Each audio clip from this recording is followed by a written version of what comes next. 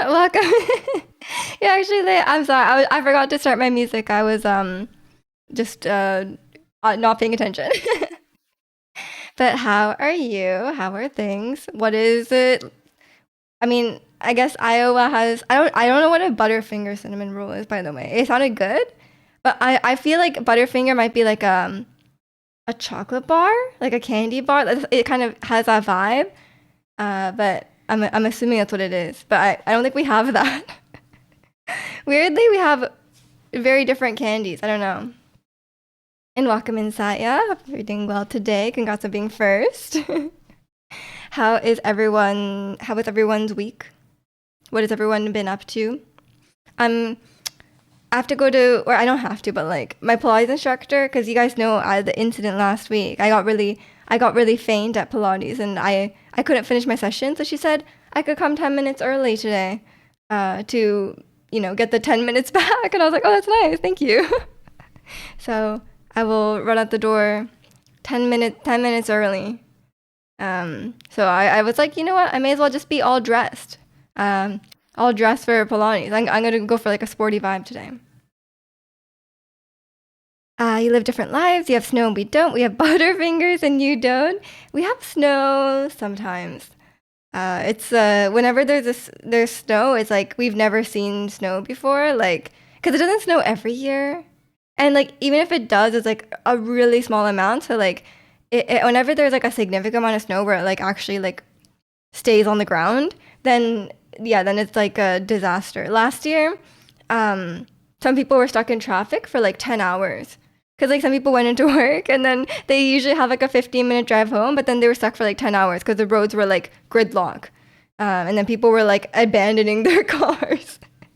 It's a little bit, yeah, whenever there's snow, I just try not to drive. I mean, I would never drive in the snow because I don't have snow tires, but like, even if you do have snow tires, you cannot trust other people. There's gonna be people sliding all around, and there's gonna be like insane traffic jams. So I just do not bother with that. But yeah, hope everyone is having a good week. I have my hot water here today. And Dakota, thank you so much for the 48 months. That is 4 years. I don't know my 12 times tables, but that's 12 years. That's 4 years. You look very Vancouver today. Actually, this one is not Lululemon because I wanted the Lululemon one. My instructor has it, but it's so expensive. So I was like, it's like this kind of like jacket top thingy. It's like at Lululemon, it was like $100 something, and I was like, that's kind of a scam. So this one's from Aritzia. It's a little cheaper. I've started getting some things not from Lululemon as well. I'm kind of betraying my Vancouver image, but like you don't even know. It's the same. So that's this, and I feel like this jacket won't get like worn out anyway, you know. And welcome in, Ricky. Thanks for the one upping zirconia with the 49 months. Nice sweater, thank you. I'm going for sporty vibes today, aka I'm just gonna wear what I'm wearing right now to Pilates, which I do sometimes, honestly. But yeah, it's this is not just warning. This is not Lululemon. If it was Lululemon, it would have the thumb holes, but no thumb holes here. And also, I think it's like fraying a bit. Maybe it's you see this? You see this thread? It's not Lululemon quality, I guess, but it was way cheaper. But yeah, how is everyone? I honestly I didn't do that much this week. I was just trying to take it easy on the weekend because, you know, I was like, am I sick? I don't know, but I think I'm fine now. I haven't.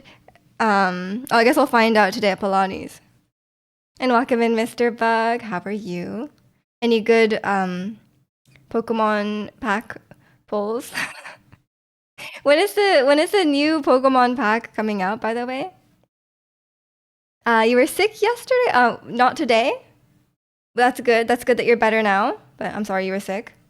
But like that's not too bad, I guess, if you're feeling better now. Yeah, it's I I now I'm trying to think of like what I did this week, and I can't remember. I'm starting a new song on my singing lessons, and she asked me a little while ago. She was like, "Oh, do you have a language you prefer singing in? Like, do you want like, is it like, do you prefer French? Do you prefer Italian?" And I was like, I don't think I have a preference. But then now she gave me another song and it's French, and I'm realizing French kind of sucks. No offense to French, but French is so much harder. Cause like the last song I was learning was in Italian, and it was fine. But then now going back to French, I'm like, I think French is too hard. Like I think my Italian pronunciation is not good, but my French pronunciation is only worse. So now I'm like, maybe I do have a preference. So that's cool, I guess. Guaranteed 4-star each pull for a month. Guaranteed 4-star each pull. What's a 4-star? I can only think in Genshin terms. You saw a dead badger today. Ugh. It'd been hit by a car. It was a big one too. Oh my gosh. I've never seen like a really large dead animal, I guess. I only ever see like squirrels and stuff. But I still was like very traumatized when I was a kid when we were driving home one day. I was with my friend and there was like a dead raccoon on the road, and raccoons are like pretty big. And it was still moving, and I was like, oh, that's so traumatizing. And Wakawin Dad, how are you? Take of the day, French sucks. French sucks for me. It's so hard. Like, why do they make that like like the R sound is like not right. Like it's like I cannot make that sound. Like I don't know if there's a rolling R happening or like I don't even know. And going back and forth between Italian and in French, it's like it's very like the way you pronounce the way you pronounce certain vowels is like completely different. So it's really throwing me off. Like a really good card, an EX or a full art. Oh, okay, okay. And welcome in Angel, very fit slash runner outfit. Thank you, thank you. This is my Pilates outfit. I'm going for sporty, very very like a sporty vibe today.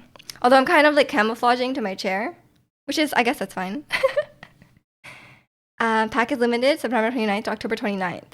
Ooh, okay, okay. I guess I'll get that pack open. I have enough for a 10 pull because before I was opening packs sometimes, but I didn't know about like you can get the 4 hourglasses every day. So I never claimed those before. But now I started claiming them and I'm like, oh, that's how you get 10 pulls, which is fun.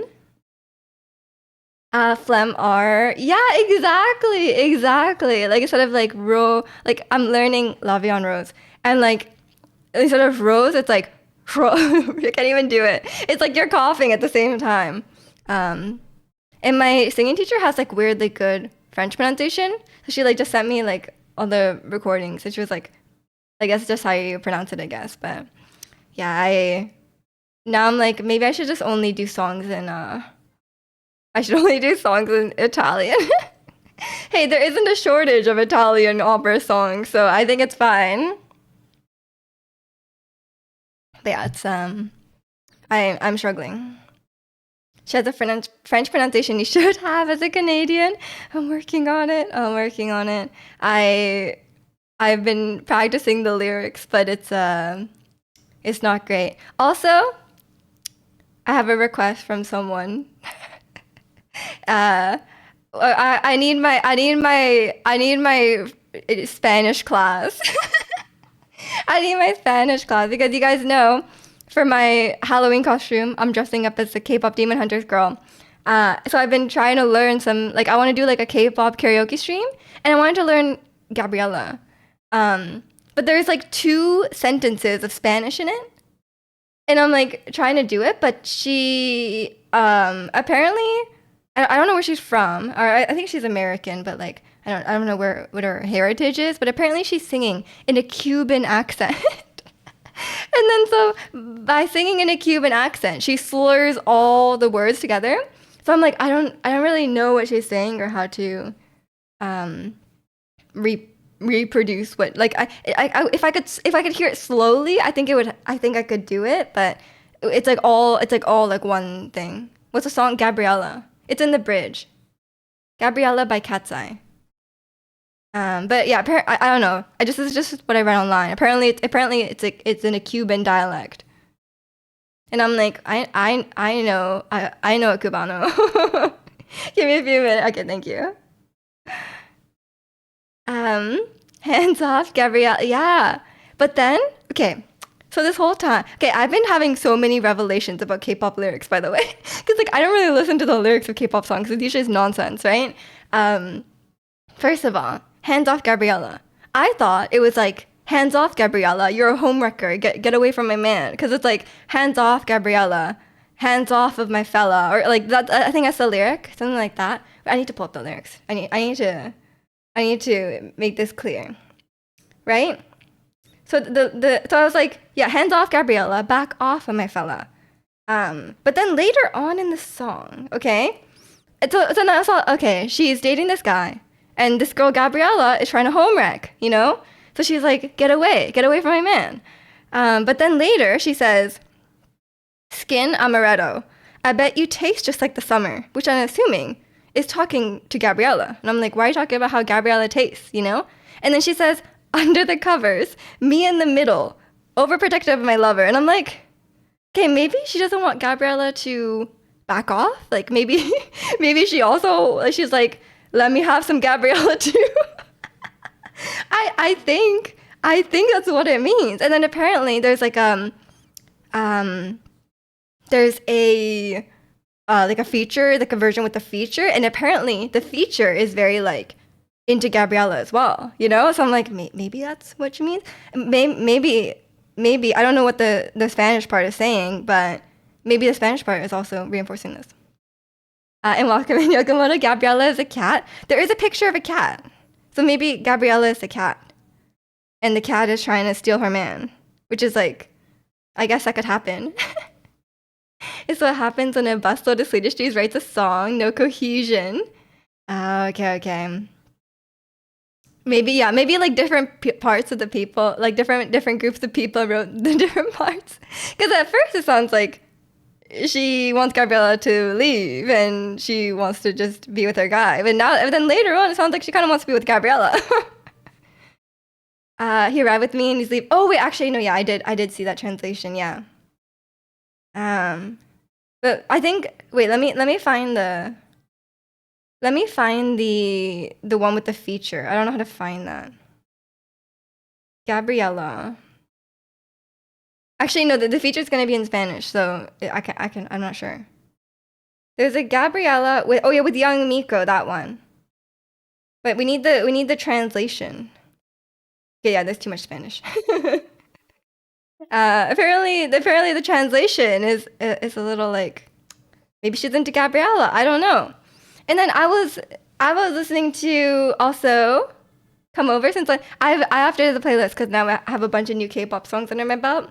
I finally, after like a year and a half of Kalani asking me, I finally listened to XG, and they're pretty good actually. I admit I was sleeping on it. I really like Howling, so I added that to the playlist. Added Left Right on the playlist too, and I've been listening to Le Seraphim. English versions. Honestly, some of them are not my favorite songs, but they're kind of fun. I think you gotta add Crazy to the K-pop karaoke, like the K-pop karaoke time, right? Like, I know the I'm an otaku bestie. What was it? Something like that. That line is it's a crowd pleaser, you know? So I don't know how I'm gonna survive like singing that whole song, but I'll get through it. It's giving electric cute. What? Pikachu. Wait, is Pikachu part of the lyrics? I swear I went through it. Maybe this is the English version, so maybe there's no Pikachu here. Oh yeah, it's giving electric cute. Higher on the voltage we jump in. I'm an otaku bestie. Kawaii, I know, so sassy. Where's Pikachu though? Maybe he's not in this one. It's a line? Where's Pikachu? And Kalani, thanks for the 45 months.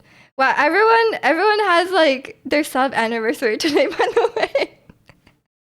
But I appreciate it. Pikachu's in the Korean version. Oh, yeah, there's no Pikachu in the. They think English speakers don't know Pikachu. That's why. It's too much of a deep cut. Like no one knows that Pokemon. If they said like I'm a Rayquaza bestie or whatever, then we would have known. That's what it is. Yeah, I feel like I gotta add that one.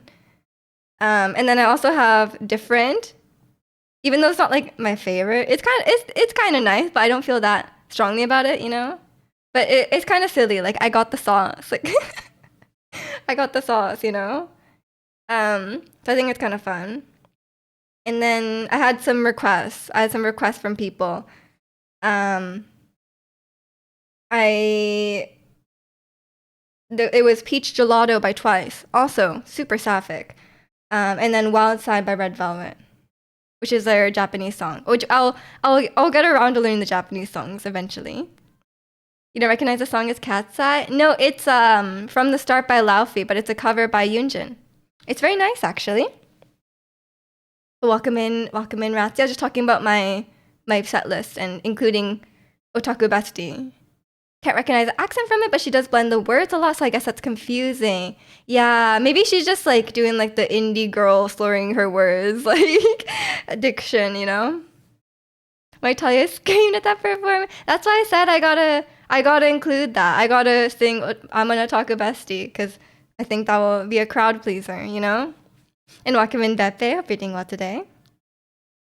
Welcome in, Kai. Okay, last I went hanging with friends. I decided to enter a room without turning on the lights. And because of that, I didn't see the last step and fell, tweaking my ankle. No. And you're supposed to go to a Twitch meetup. That's a tongue twister. Twitch meetup Manhattan today, but I will not be deterred. Be careful though. If it really hurts, try not to walk on it too much. Maybe, I don't know what the nature of the meetup is, but like maybe get a chair. But yeah, I'm sorry you got hurt. Be careful. I noticed a lack of hot sauce. I'm sorry, Ratsi. I listened to the songs that everyone sent me, okay? And I did not like hot sauce. I'm sorry. It was I felt like I had to be like 12 to sing it, you know? Especially after I was listening to XG rapping, and XG has actually pretty good rapping. They sound very mature, you know? I'm guessing they're older. I don't know. But yeah, after that I was like, I don't think I like hot sauce. The rapping is not that good. Hands off, Razziella, so true. And welcome in, new drop. Favorite song right now? Yes. We have some. My playlist gets very repetitive, so I've started adding new songs to it because I've been back listening to a little bit of K-pop now. None of yours made the list either. Hey, if you give me like a Carly Rae Jepsen song, I could do that. The guy at the store called you 12. No, he called me 18. Okay, he didn't say 12. He said, "Are you 19?" Which means I could be 18 or younger. I'm guessing it's 18. XG has bars. They do. I honestly, Kalani, I think we need to get Chikano on XG. I think if we trick him and don't tell him that it's like kind of K-pop, I think he would listen. You know, it should be like, hey, there's this new Japanese hip hop group, and they have like, cause like when I was learning the lyrics, I was like, this is Chicano language. Like they're like capping this, capping that. They're talking about some cars, like driving around in the whip and burning tires or whatever. I was like, that's literally how Chicano talks. I feel like it could work. It's a bar hangout spot just specifically designed for gamers. So thankfully most of the walking I'll do is from the Canal Street to the actual bar. Okay, that's good. Yeah. I mean, if it's for gamers, I'm sure there's lots of gaming chairs you can sit on. XG rapping is top tier if you're a fan of rap and hip hop. Yes, I love their hip hop songs. And you know, for Halloween, I'm being Zoe from K-pop Demon Hunters, and she's the rapper. So I was like, well, I gotta try my hand at a rap song, and you know, I feel like I can't do like a real rap song. You know, it's like I don't quite have the skill for that, but I could do K-pop rap. You know, because the only requirement for K-pop rap is speaking English and speaking it quickly. And I could do that. Um, Rick, roll him with some Tekken OST. What? Or whatever he plays. It's Street Fighter. They're Japanese and rap. Oh, Mr. Bug is interested. It's a easy. Honestly, it's an easy trap. Yeah, I think it would work so well. We gotta tell him about it. I'll just pull it up. I'll pull up Woke Up or whatever it's called. But yeah, I was learning howling, and then and I feel like Woke Up is gonna be a challenge though. You guys know my rapping. My rapping is not good. But I think it'll be fun, as long as we're having a good time, it'll be fine. It'll be fine. I've also been learning Golden. Um, Honestly, I think Golden is easier than Woke Up. Like, I've been once I tried it over and over. I was singing Golden over and over recently, and I feel like I finally hit the spot where I'm like, oh, this is how you hit that one. So I think I got it figured out. The only thing is like, wow, you need so much air, and I don't have any air. So I'm gonna work on that, but I think once I do that, I'll be fine. And then I'll probably do Takedown, because Takedown doesn't have that much Korean. How it's done has a little too much Korean, I think. I can't rap in Korean that fast. Like if it's like a few lines and it's sung and it's like not that fast, it's fine. But if it's like really fast, like I think how it's done is like there's like a full like multiple sentences in Korean. I can't do that. You need to hear my woke up. I'll work on it. I'll work on it. I haven't started learning it yet. I was like, let me start with howling and left right, because that's a little bit more palatable. And even then, it's hard. Oh my gosh, they go so fast. But yeah, I'll have it ready by Halloween. You play all kinds of music at work. Your TA and students love it. Of course, of course. You're just gonna hit "Catch Me in the Tokyo Rapping in a Skirt." Have you catch my drift though? That is a lyric. Yeah, that is a lyric. I remember that one. There's so many lyrics, and not only that, it's like it's hard. It's hard to rap it because like it's hard to rap if you don't know what you're saying. You know. You know what I mean? Like it's hard to remember or like be able to say it quickly if you don't know what they're saying. Cause like some of their lyrics, I'm like, I'm gonna need a Chicano translation on this, okay? So whenever he shows up, I will ask him about it, and that will bait him. That will bait him into listening to the song. You know what I mean? I'm gonna be like, oh, it says capping here. What does that mean? Have you listened to Gala? I don't think so. Sometimes my Spotify just like randomly shuffles, and I think I listened to Debut. That's one of their songs. Oh no, that's the Cat's Eye, isn't it? Yeah, I don't think I listened to Gala. I only just recently listened to XG. Kalani was asking me to listen to it since like 2 years ago, or like whenever they debuted. But I finally got around to it. I didn't like In the Rain that much. I thought I would, because it's like more like R&B, but I feel like I kind of like the more like hip hop vibes of Left Right more. Rhyme scheme and flow is flawless. Yeah, it's good. It's good. Honestly, they're pretty good rappers. Like a lot of times K-pop rap is just like they're just like talking, right? But they actually sound like they are rapping. Which is I guess will help because I'm trying to emulate it, but we'll see. We'll see. It's a lot of rapping. Cuz usually like if I sing a song for you guys and it has a rap, it's like just like a part of the song, right? It's like a short section, you know?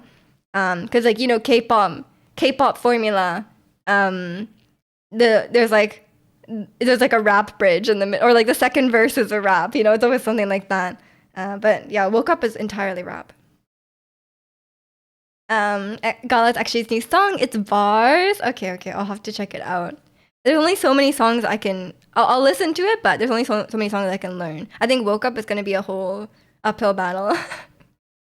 I don't, cause I don't really know how to rap because like with singing, I'm like I understand the technical part behind it, but I feel like with rapping, I don't think there really is a technical part to it. Like it's like aside from pronouncing like aside from pronouncing stuff clearly, which not even every rapper does, honestly. But I think pronouncing stuff clearly and having enough like breath to like say the whole phrase and like keep the flow, and keeping the rhythm. Like aside from that, I feel like I don't really know. Um, I don't really know what to, like I don't really know what to make. Like how do I make it sound cool? Do I just have to say it loudly? Is there like a certain like tone of voice I should be using? I don't know.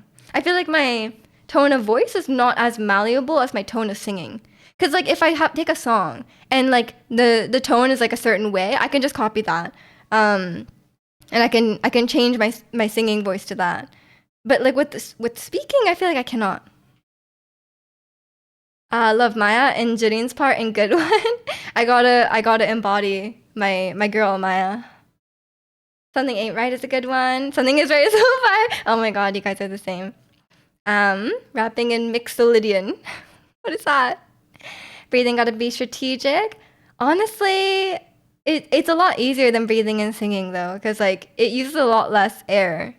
Like, I mean, maybe I'm just doing it wrong, but speaking uses a lot less air than singing, right? Although rapping is not exactly speaking, but you know what I mean.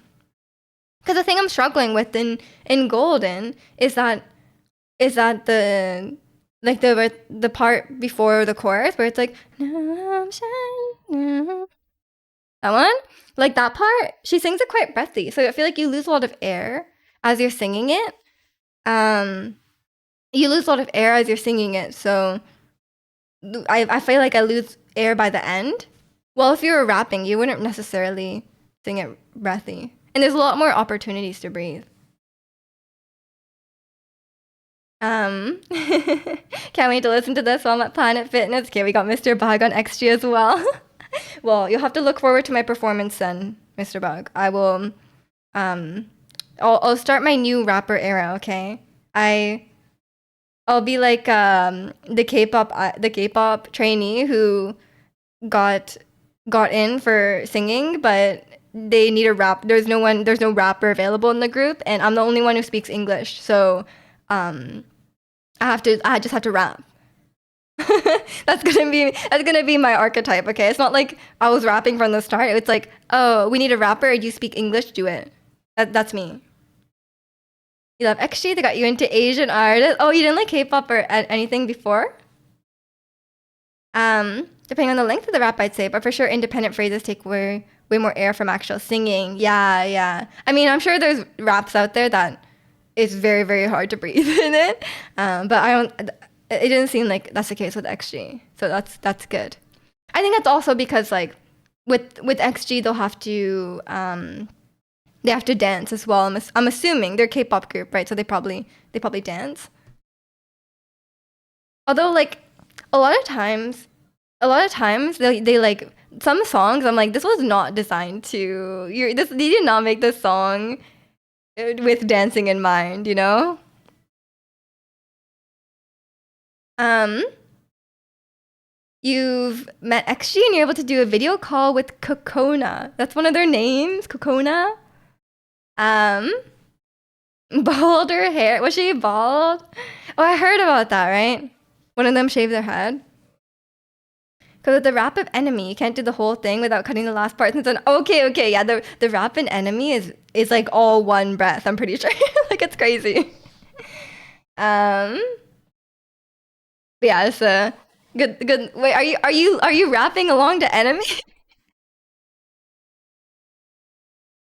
Told her she's top 3 rapper of all time, next to M and Biggie. Damn, that's a high praise. You guys know I'm a J. Cole fan though. She's a maknae. She shaved her head and woke up. I'm sorry, I didn't actually watch the videos. I was just listening in the car. And then I was like listening with the lyrics. I could rap along. You love J. Cole? Same, same. He's my favorite. But I do really like Doechii these days. You're from Queens. Is he also from Queens? I don't know his history. um, I'm assuming he. Yeah. Okay. I don't know where he's from. But yes. Well, I don't think I know any rappers from Vancouver. If I maybe there's some. You think Harvey, the nasally voice one, rapped on a J. Cole beat? Who's Harvey? Is that a member of XG? Sorry, their names are Kokona and Harvey. What? What are their names? They're strange names. Who picked their stage names? You rap along? Oh my gosh, that's impressive. We need to hear that one day, Ricky. I would kill to hear that. You can feature on my karaoke stream if you want. I'll sing the oh the misery. I'll sing that part, and then you can do the rap. I think we would all pay money to hear that. You should peep their music video, their movies. Okay, okay. I mean I've heard their music videos are very very artful. Kokona, Harvey, Hinata, Jurin, Julia, Chisa, and Maya. Oh, okay, okay. 1, 2, 3, 4, 5. There's 7 people. That's a lot. That's a lot more people than I thought. Your coworkers and I are going as Mystery Inc. You're gonna be Shaggy. Nice, nice. Who's gonna be the dog? Is someone being the dog? I mean, what's the dog's name? Scooby-Doo. That's the most obvious one. Kokomi, true. My brain is so Genshin right now. I've been playing so much. I've been playing so much Stygia and Onslaught. It's like Dark Souls for me. Like I've been spending hours on each boss. Like even though it's like Dark Souls, except there's less skill involved. You know. Your friend Josie is gonna be Scooby. Nice, nice. Chisa and Hinata, my bias. Not gonna lie. Okay. It's kind of weird that they have a Jurin and a Judia. Like, isn't that too similar? No, you have a shame. Come on, Ricky, you gotta lose that shame. Shame is for suckers. You shouldn't have it. Hey, I'm gonna be out here doing a whole rap songs, okay? And I cannot rap. I don't have shame about this. I'm just gonna have fun with it. Kona's a badass. Really? You're an XG fan? Is there real names? Jurin and Juria? I know, but that doesn't stop them from just like obviously like Kokona and Harvey are probably not their real names. But yeah, it's like I would assume that if they had names that were very similar, they would just give stage names. Because sometimes some people have stage names and their real name is like also a normal name, you know? So it's like, why did you have a stage name? It's weird. Did you see their Coachella performance? No, I didn't. Junia is the leader and the rapper. Julia is the lead vocalist. I see. Leader and rapper. Are they not like all rappers? Because they had a song that was only rap. Some of them sound less like rappers though. So maybe that's what I'm hearing. Coco, I'm assuming is a real name? Harvey's name is also Amy, yeah. I think Harvey's an unusual name for a girl. Wait, her real name is Kokona? That's a strange name. It's a very unusual name. Grabbing food? Thanks for letting us know. But yeah, I've been these days I've just been listening to the music. Like these days I've just been listening to the music. I have not been watching that many videos and stuff like that. Japanese name? Kokona? That's I feel like that's still unusual, but these days a lot of Japanese kids have strange names. Like there's like I know someone who has a child named Kohana, I think, something like that. Yeah, so stuff like I think names like that are fairly common, like for. But I guess she must be like an adult now. Have you heard of No Na? No Na? No, I've not. And welcome in, Sacred. Hope you're doing well today. I feel like still Kokona must be an unusual name. I'm not a huge XG fan, but you like Coconut. She's not afraid to break industry standards. And a creative, visually appealing artist and rapper. Honestly, she broke off sort of solo career. I wouldn't be surprised. I give her solo music a listen. I mean, yeah, fair. I feel like they have a lot more leeway, right? Because they're not like technically K-pop. Um, and they're not in. I mean, they are like in the K-pop industry, I guess. But I feel like they get a lot more freedom there, you know. But I feel like yeah, there definitely needs to be more stuff like that, you know, like just um, you know, allowing things that are not like, for example, like shaving your head, you know. I feel like idols would never like like a traditional K-pop idol would never be able to do that. I sent two videos. One is the rappers, and one is the vocals. Okay, okay. Nona is an Indonesian girl group under 88 Rising. They're really good too. Oh, okay. I've never heard of them. I thought we were still talking about names. So I was like, no, no. I was like, is that a name? Yeah, makes sense. Makes sense. Yeah, I've just been listening to a bit more of like the recent K-pop stuff because I'm trying to I want to do like I said, I want to do like a K-pop karaoke stream, and I gotta at least know some songs, you know, because otherwise people are gonna be requesting songs, and I'm gonna be like, sorry, I don't know it. So I gotta at least know that stuff. Although I do like Le Seraphim, so I at least am familiar with a lot of the songs. I could just sing the English versions that they have them. Meow. Is it Meow or Meow? Is your favorite K-pop group? Nice, nice. I did listen to a few other stuff, but it wasn't like my cup of tea. But yeah, it's a. If you guys have any other suggestions that are in English or even Japanese, but although Japanese takes me a little longer to learn because my vocabulary is very terrible. And sometimes I'm like, oh, also I'm like very illiterate, so it's I have to like first translate all the kanji I don't know, and then and then do it from there, you know. But yeah, it's Japanese can. I was thinking of maybe learning Enemy, not the Imagine Dragon song, but the Twice one. Um, but I'm not sure yet. It's like kind of nice, but I don't know how I feel about it. It's like I like the vibe they're going for, you know, and I think I get what they're going for, but um, I'll have to see if I'm gonna. Like I said, it takes a little more effort to learn a Japanese song. As Kalani knows, because it took me like years to learn Yoru ni Kakeru. But to be fair, the song is very fast. It's very fast, and there's a lot of notes, which is my weakness. You like Kiki too? I don't know them either. I'm sorry. I'm very out of the loop. I'm very out of the loop.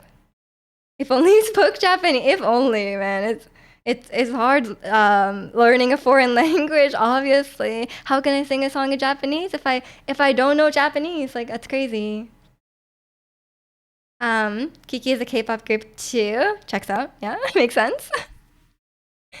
Um, but yeah, it's a. I think it will be a fun. It'll be a fun stream. I'm thinking also to in October we'll do some.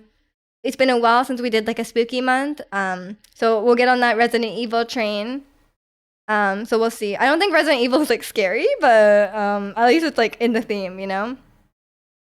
And then if we all want to split the cost of the Silent Hill, if we all pitch in, maybe we could split it like 10 ways and all pay like $7. And then we could all finally afford to play Silent Hill. Yeah, we were in the Discord earlier. We were lamenting about the price of some of these games because the new Silent Hill game. I'm not a Silent Hill gamer, but they were talking about the price, and then it's like $100 Canadian. Community Steam account. Yeah, we gotta like have like a schedule. It's like okay, you can play the game on Monday, and you can use the Steam account on Tuesday. Your friend started last night. It's scary. Makes sense. Makes sense. I've never played Silent Hill. I've only ever seen that game that's like the one in the hallway, and then the hallway just repeats. That one's actually quite scary. But I don't know about the rest. I saw the intro. I saw the intro to whatever, I think it's like a remake But it was very cheesy. I have to go edit. Have a good stream. Okay, okay. Take care. Good luck with editing. Yeah, I can't remember what game. It was like last year, maybe. I was looking at Oh, Silent Hill 2. Yeah, yeah, yeah. And then they were like he was having a conversation with this lady in the graveyard, and it was so cheesy. I was like, what is this dialogue? But apparently that's part of the charm, you know? Maybe it's like it sounded like it was like Google translated. Maybe it was. I was like, I don't think any human talks like that. But yeah, maybe that's just how it is. I don't know. It's from like the late night. Oh, okay, okay, yeah, that makes sense. Although to be fair, I've watched a stat play Resident Evil, and the dialogue in that is really cheesy too. Like the things that Leon says and does. Like he'll just be like he'll like show up and then he'll like say some like weird one liner and then he'll do like a backflip. Like not actually, but like he will it will be like really over the top. I'm like, why did you do that? The 90s, those were the days. Resident Evil 4 is intentionally campy. Oh, Silent Hill is not on purpose.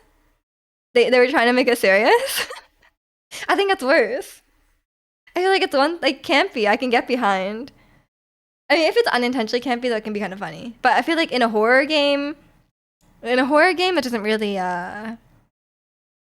work. It would take you out of it. I'll donate to the funds for Sonic Racing Crossroads. Okay, you'll have to get a crowd fund together for that.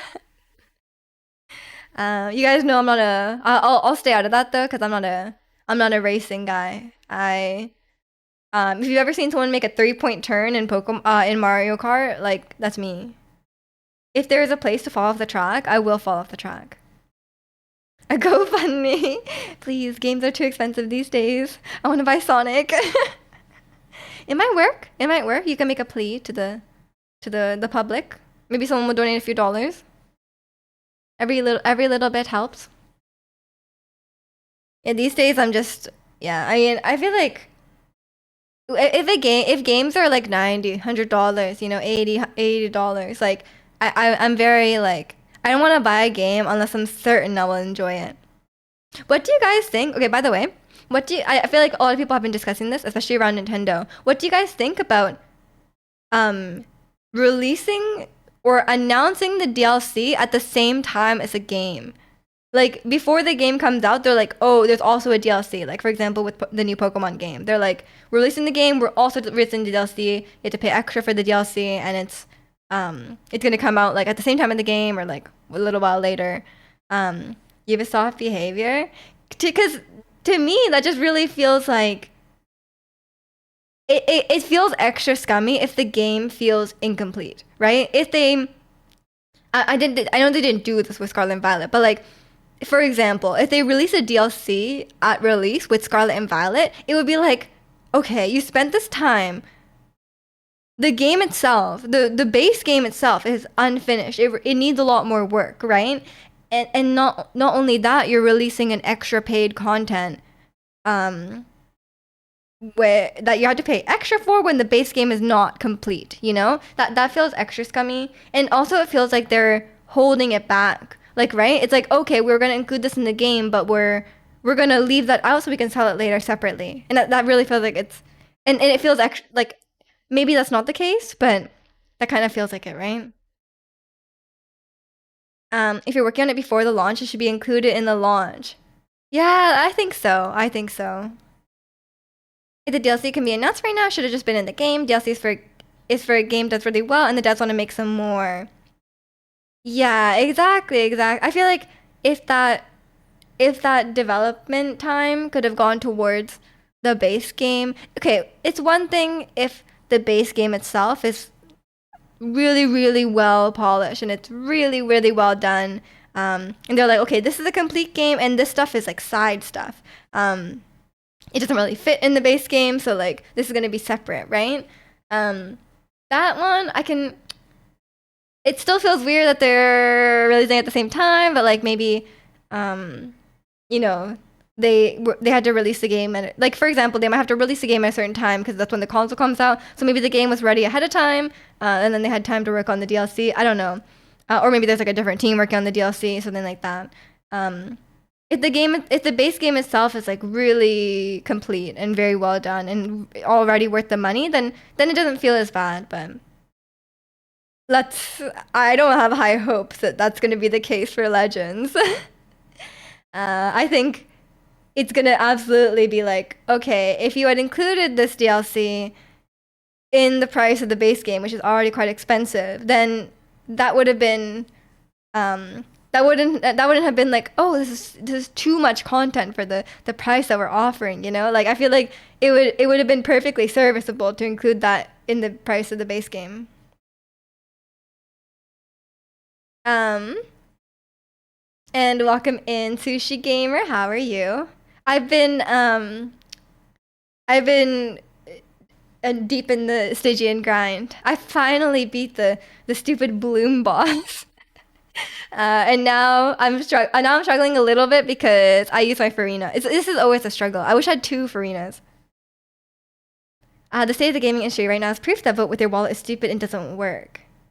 I mean, it doesn't work because there's always going to be people who buy it. Like, there's people out on the streets, there's people out online defending Pokemon with their last breath. They're defending Nintendo with their last breath. Like, because those people exist, I think it doesn't work, right? Like, because, like, we can complain all you want about the price of the Switch 2, but it sold out, right? Like, the YouTubers who are saying, like the Switch 2 is too expensive, this is a scummy tactic, they're still buying it, right? So it's like it doesn't I mean I feel like vote with your wallet would work if people actually voted with their wallet, you know?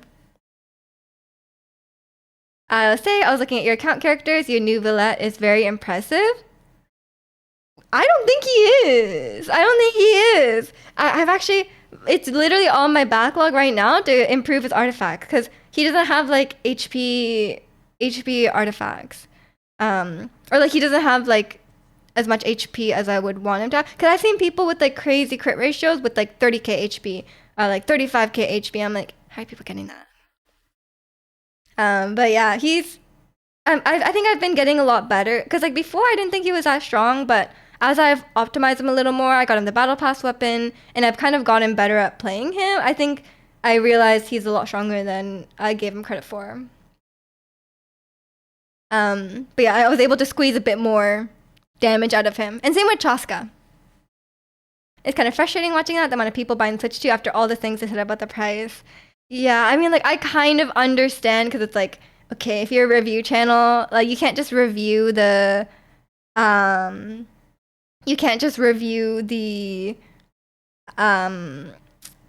like, you can't review the console without buying it, but yeah, it's tough. There's no way the 30-euro DLC can be better than the 20-euro Silk Song that I have not beaten yet, but I have 50 hours of. Yeah, and it's especially a bad time for that kind of stuff, right? Because like you can compare it directly to stuff like Silk Song, and you know it's a tough sell. It's a tough sell. But the thing with Pokemon is that they know they can do it. I think the price of the Pokemon DLC was way too much. That is like my biggest Nintendo purchase regret, the Scarlet Violet DLC. It was way too expensive because previous DLCs were $30 Canadian or like 25 Canadian, and the Pokemon DLCs are 45. And I think 45 is a ridiculous price for a DLC, for the amount of content and for the quality of the base product. Like it is too much. If the DLCs were $30, then I could see it more, but I don't. Even then, I really don't think it's worth. The amount of people buying the Switch. Oh, sorry, I just read that. Your coach is this good, but I only saw a bit as I had to go at the time. I mean, I think he's good enough. Like he can clear Stygian, but I think he could be better. I think. My Marche pieces are not the best. Nothing is going to change from complaining for the 90% of the company that they still sell as much, you'd say. I mean, of course. Like, they can get all the backlash they want, But as long as they're still selling, it doesn't matter, right? Like, think of how much criticism they got for Scarlet and Violet. And it doesn't matter. Like, it literally does not matter. They sold so much. They sold so much. They don't really care about the games, right? Like, they probably made like $500 billion off selling whatever it's called, Maridon plushies. Okay, like, come on. People say Silk Song is better than Silent Hill because of the price to time played ratio, or really comparing apples to oranges. I mean, yeah, I do agree that time played is not the indicator of like value, right? Like, if you say like, okay, say there was a game that was like we played Breath of the Wild, right? Like, what if there's a game where you just collect the Korok? There's 900 Koroks to collect, and you're like, wow, this took me 50 hours to collect all the Koroks. You know, like, it's not necessarily a good time. Like, it's not like, oh, okay, because I spent so much time on it, it's worth it. Versus like, say a game like a game I personally really like Undertale. Undertale's like 10 hours, 8-10 hours, but it has a complete story. It is a very like special experience, you know, that kind of stuff. Obviously the price reflects the length of the game. I think it'd be really, or like, for example, like The Last of Us. I think The Last of Us is worth like a full price, because like, while it is like a linear story that's like not that long, it is like in the quality of the game and in the, you know, that kind of stuff. People like to compare completely different things. Yeah, I think it's hard to compare those two. I don't think like you can immediately make like a formula. It's like, oh, each hour of gameplay is this dollar, you know? And welcome in, Dark Omega. You're here for the yapping. What are we yapping at? We're yapping about video game prices and capitalism. A great topic. But yeah, hope you're doing well today. You only played Silk Song, but time to price ratio, well, yes, matters, is very context dependent. If you have 5 hours of perfection for 60 euros, but 100 hours of meh for 2 euros, then the 60 euros is better. I mean, 5 hours for a 5-hour game for 60 euros is a bit on the extreme side, but I know what you mean, right? Like, if there was like a 10 to 20 hour game and it's like really well done, it's like a masterful experience, very polished, so much like fully voice acted, amazing animations, all that stuff, right? And dial 60 euros, I think that's totally fine. I don't necessarily think like, a lot of people talk about like replayability and stuff like that, and I don't really think, while replayability can be nice, it doesn't have its place in every game, right? Like, if it's like a linear story game, I don't necessarily think that like because it's not replayable, it's not worth the price, you know? About Silk Song, it may be exaggeration, but starting to feel like, how the hell did they guys did all this in only 7 years? I mean, they had a lot of time. Maybe it's an extreme take, but not gonna lie, I'm having that thought. I think the price of the game should be reflective on the length of the game should have an impact, right? Like, if the game is only 1 hour, I don't think you can feasibly charge like a lot of money for that, right? So it's like the length of the game, and I think the quality of the game in terms of like how much man hours went into making the game, right? Like, if I make a really high quality Tetris game, right? Like, obviously that's less development time and less less developers involved in making, for example, a game that has like a very realistic environment and voice acting and motion capture and like all that stuff, right? Like, that kind of stuff goes into, and that's why like Silk Song is cheaper, right? Like, obviously, like, Silk Song is, the price is not indicative of the quality of the game. It's indicative of how expensive it was to make. And like, Silk Song is not an extremely expensive game to make compared to like AAA games. But I also think that like AAA games are not that not being that realistic in terms of like what they're charging now for the, I understand that games are very like, it probably took like 100 to 300 developers like 5 years to make this, right? But at the same time, it's like that doesn't necessarily mean you have to charge like $120, you know? And that doesn't necessarily mean just because the game costs more development time. Just because the game costs more development time to make doesn't mean it's a better game, right? Like, and that's also which I think is what people are getting into with the Silk Song comment, right? Like, Silk Song is an extremely, extremely good game. Or like, let's just say Hollow Knight. I don't know much about Silk Song right now, but like, yeah, Hollow Knight, Silk Song. They're just very, very good quality games, and for a low price. While AAA is putting out, yes, very expensive to produce games, but also maybe they're just not as a game, as an art. It's not that as good. AAA, not really that AAA, and honestly, yeah, and a lot of AAA developers are out here like releasing unfinished games, right? Like, come on. Um, there are massive diminishing costs with the development. What am I saying? I cannot say any words in that sentence. There are massive diminishing returns with the development costs. Yeah, I agree. I agree. I would say like the games that cost the games that took like the AAA games that take like 10 years to make, or I think they can make a good AAA game in less time for sure.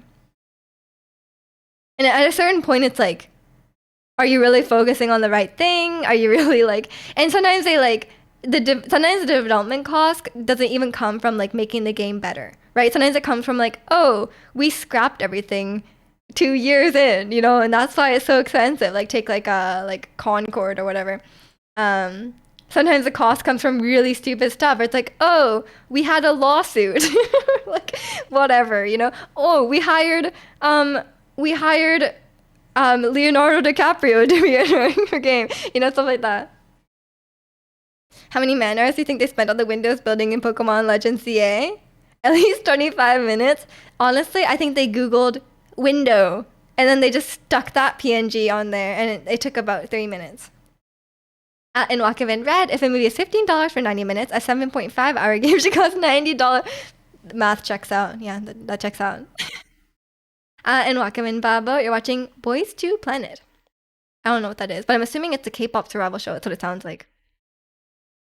But yeah, it's definitely a lot of discussion to be. The math is wrong. Oh, I didn't proofread your math. You should have. I trusted you. I trusted your math. I didn't want to. I don't want to divide 7.5 by 1.5. Like that sounds terrible. It is a survival show. Nice, nice. But yeah, it's you watched a video essay that postulated that Breath of the Wild ruined Nintendo. Oh, I watched that one. I watched that one. The Breath of the Wild ruined Nintendo because they're shoehorning open world into everything. That's why Metroid Prime was restarting development to add the open world they show off in the trailer, and that's why it'll suck. I don't follow Metroid, but I did see the footage of it, and the guy was complaining that it's like a completely barren desert, and like it's like you could just like motorcycle around, but the desert looks completely empty. And I'm like, ooh, it does look really empty. That's not a good sign. Maybe they're pulling a Pokemon, and there's actually a lot of stuff, but it doesn't pop in until you're like 2 feet away. Maybe it's like full of stuff, but like the pop in is so bad that you cannot see anything. Maybe that's why. But yeah, I'm concerned about that too. It doesn't look great. And like, for example, like making Mario Kart open world is such a weird decision. Like, who asked for that? I don't know. I'm not a Mario Kart player, so I shouldn't speak on this. How many linear games has Nintendo released since Breath of the Wild? I mean, a fair amount, right? There was Echoes of Wisdom. There was the Skyward Sword remake count. Don't even know. There was Super Mario Wonder. Oh yeah, and that's another thing. They're charging full price for Mario Galaxy, right? And the Galaxy's like so old. That's ridiculous. And okay, another thing. Echo the Wisdom was linear. Was it not? Was it open world? I've never played it. I thought it was like a linear, like Link's Awakening. I'm not paying for an emulated game, Nintendo. Yeah, it was a stupid price, right? And then also, another thing that really is so stupid is like on, okay, I could be wrong, but I'm pretty sure on release, if you want to buy the Switch 2 upgrade version of I think it's Pokemon, maybe it's a different game. You have to pay an extra $10 for that. Is that true? Before I say anything, before I start ragging on them for this, I want to make sure I'm correct. Because like if that's true, that's so stupid. They're charging a gorillion dollars for upscale Breath of the Wild on the Switch 2. Nintendo are so high on their own supply. I was watching a video today. I think it's Arlo's video, where he was like, you know, it's not necessarily a recent thing that they're, because I didn't know, because I didn't have a Switch on release. I was not in the gaming sphere in 2017. I did not know about this, but apparently the Breath of the Wild DLC was announced at the same time as the release of the game. You could get like I don't know if you could buy it at the time of the release, but they already had it, like they already had like decided it, and they had already announced it at the time. And like no one complained then, because Breath of the Wild is a complete game, and obviously it's a really really great game. So no one's complaining that like, oh, the base game is not complete, right? And in my opinion, the DLC does have a significant amount of content. I don't know if it's necessarily $30, but definitely has the best shrines in the game, stuff like that. So maybe, but the one thing that I'm like looking back now as like jaded about Nintendo, looking back now, that's like the master mode being in the DLC is actually really stupid. I feel like that's the one black mark on Breath of the Wild. That's like, why is the hard mode behind a paywall? That makes no sense. Like, why couldn't that just be in the base? It's not even a good hard mode. I will stand by this. It's not a good hard mode. Whoever invented that is stupid. But yeah, it's a one, they had it at release like they are doing now. I think that maybe that was the first one they did that. And two, the master mode is behind there, and I think it's very silly. Yeah, it's but honestly, like I didn't really know. I didn't really was not that like skeptical about this stuff before, because like with Sword and Shield, like Sword and Shield genuinely has a lot of content in the DLC. Like the Isle of Armor and the Crown Tundra, like for me it was like $25. I'm like, that seems fine. Like honestly, that, like, yes, the game is a little unpolished, right? Like when looking back now and even playing it at the time, I remember I never seen Pokemon before, and I watched Estat play Sword and Shield. I think he did like a Nuzlocke or something like that, and I was like, is this? I remember saying something like, "Is this what Pokemon games look like? Like, why does it look like that?" Because like it looked bad. Like Sword and Shield does not look like, it looks better than Scarlet and Violet, but like it doesn't look great, and it looks like they didn't quite finish it. In terms of like playability, it's completely playable. It runs well, and the game is for me quite fun. But in terms of like the polish in the game, it's not quite polished. It's semi-linear according to Google. Yeah, that's what I thought. I thought it was more traditional. I'm not sure how the Breath of the Wild release went. I stopped following Zelda stuff after Skyward Sword. Your brother would share updates on the Breath of the Wild stuff through development. I was like, yeah, whatever. And we're released with like a 97 rating. I was like, perhaps this could be good. I don't remember how I got introduced to Breath of the Wild. I'm pretty sure I used to watch Game Theory live back in the day. Like, it was like back in like 2017, 2018. I think they played it on release, and I didn't really think much of it because it was just like they just spent like a few hours messing around in the plateau or something. And I played it.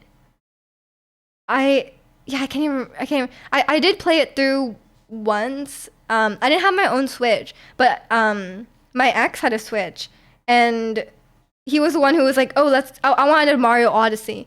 because I thought it would be fun. I don't know why.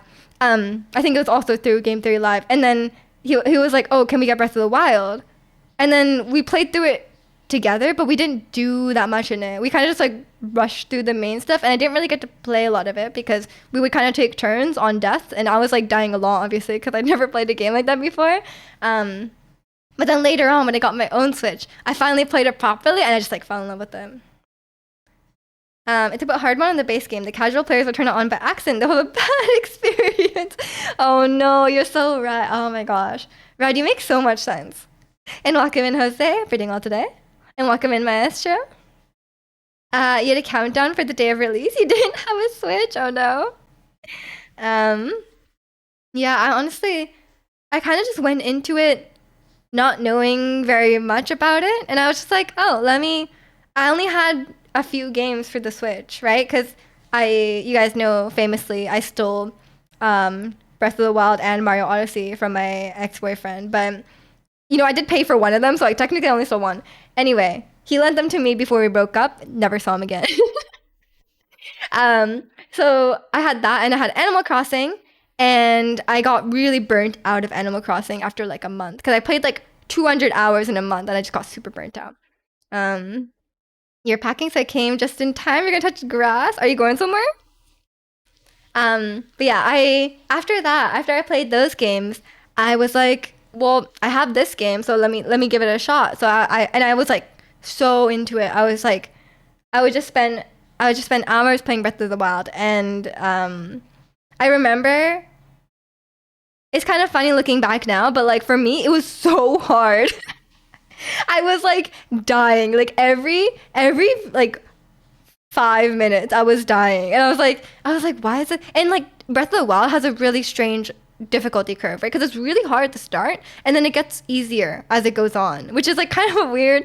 Honestly, I think it's a bit of a weird way to do it. It's not very beginner friendly. They do have good tutorials on like how to play the game and stuff like that. But I always tell this story, but I remember specifically Googling like Breath of the Wild is too hard. How do you make it easier? And then people on Reddit were like, oh, like upgrade the armor. Like you should make sure you upgrade the armor. So like I did that. I remember doing that, and yeah, I was just like, and I had to look up every single divine beast. I could not solve a single one on my own because I did not, because like it was so convoluted. I was like, what is? I never played a game that had like puzzles. Like the most puzzles I ever had was like in Uncharted, where they're like, oh, there's a ledge, bring the box over. Like that's it.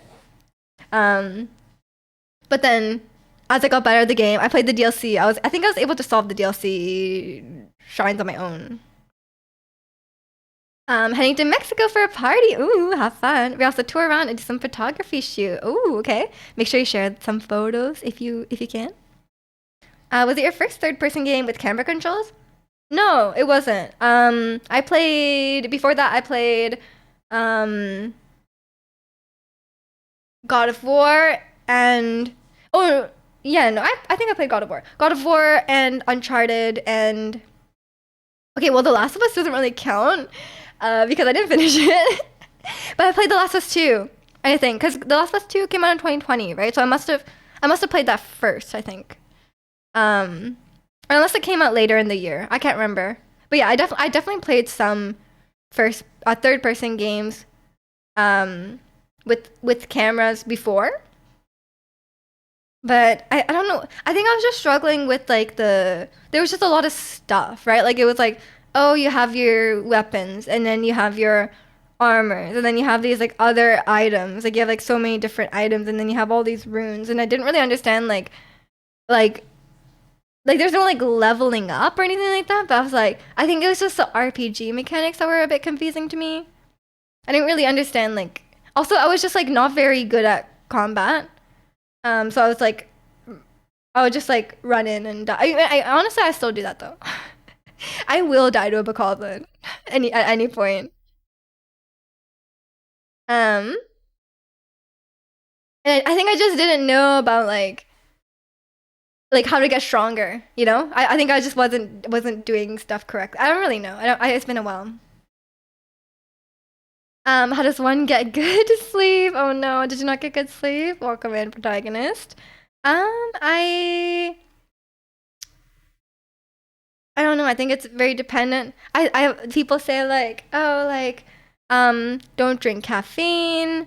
Um, don't drink caffeine. Don't have screens before bed. I don't really follow that personally. You feel awful. I mean, if you're like constantly struggling to sleep, then maybe you should go to a doctor. Because there might be something else, right? Like there might be something like there might be some sort of like I don't know. What do people have that prevents them from sleeping? Like thyroid issues, hormone imbalances. I think that's more for women, but you're really bad at Breath of the Wild for a while. You weren't used to action games with controllers. You're a mouse and keyboard guy only. Oh, fair enough, fair enough. Yeah, I think I just like. I mean, to be fair, Breath of the Wild. I still stand by that Breath of the Wild is quite hard at the start. Cause you're out here, you have like no weapons, and like a lot of times, like if you run into like a blue bokoblin, it's gonna kill you, you know? Like unless you dodge everything, it's gonna kill you. And then don't even get me started on the guardians. Like if you just boot up the game and you run into Hyrule Field, like and you run into a guardian, like of course I think that is hard. It's very scary, you know? And then you run into areas where it's like, you know, it's like the fire or the cold area. Don't have what before bed? Screens, like screen time. Like don't go on your phone or don't go on your computer before bed. Sometimes that's what people. That's what research says. But who does that? Your first Breath of the Wild experience with a combination of early built Wii U emulator and a bad PC. So it's kind of playing it in slow motion. The Pokemon Scarlet Violet experience. True Cuban experience. Enjoyed it anyway. Fair enough. Fair enough. I mean, you somehow got very good at the game, despite that. So they had to handicap you. That you were gonna be too powerful, so they had to hold you back. Well, I guess I'm screwed. Yeah, who follows that? Who's like, oh, no screens for 2 hours before bed? Like, who does that? Like in this day and age, no way. Remember the terror of the major test of strings? I didn't even do them, man. I remember opening them up and just leaving. If I walk in and I see that guardian, the guardian thingy, I was like, I was out of there because I remember looking this up and people were like, oh, you could just do it later.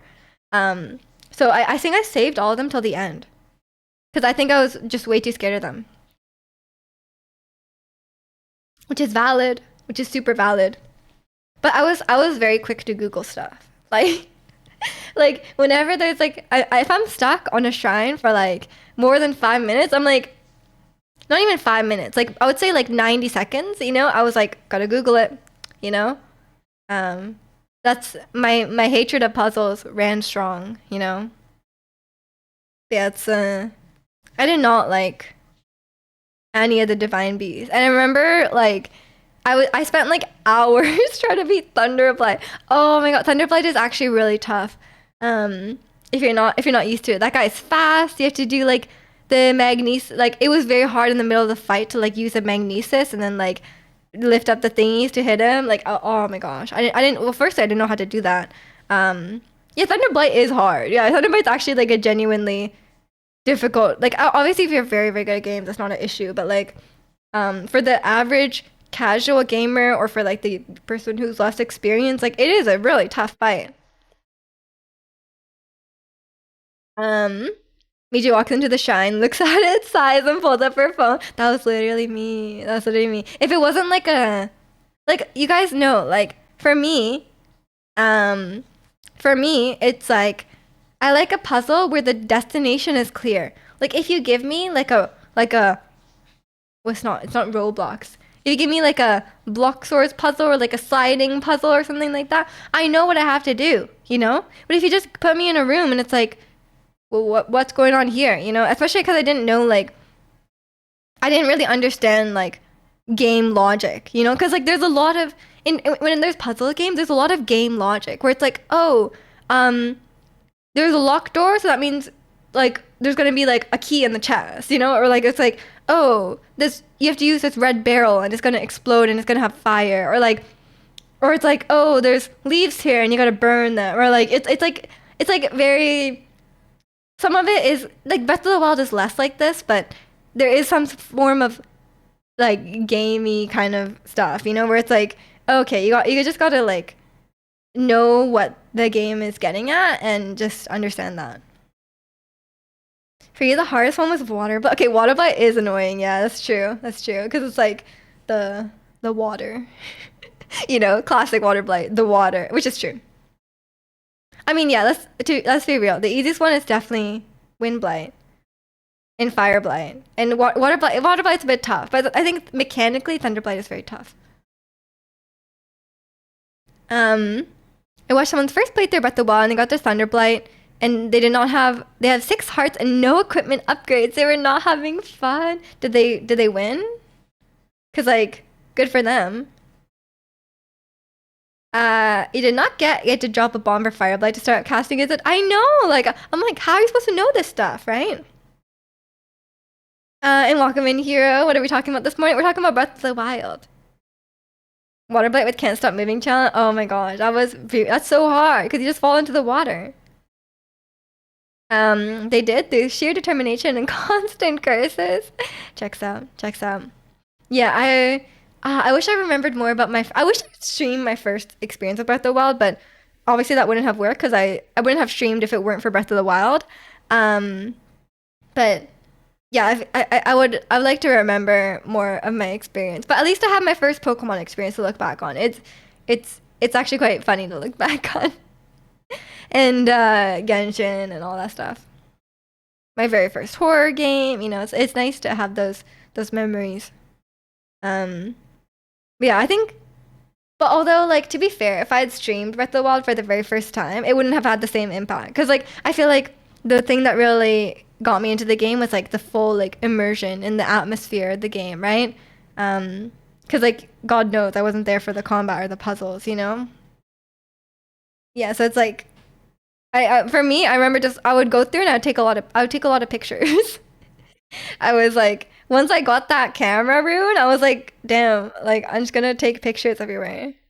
And I was just happy to find new landscapes because there was lots of pretty landscapes in the game. Unfizant. That's true. That's a real Pokemon. Welcome in, P.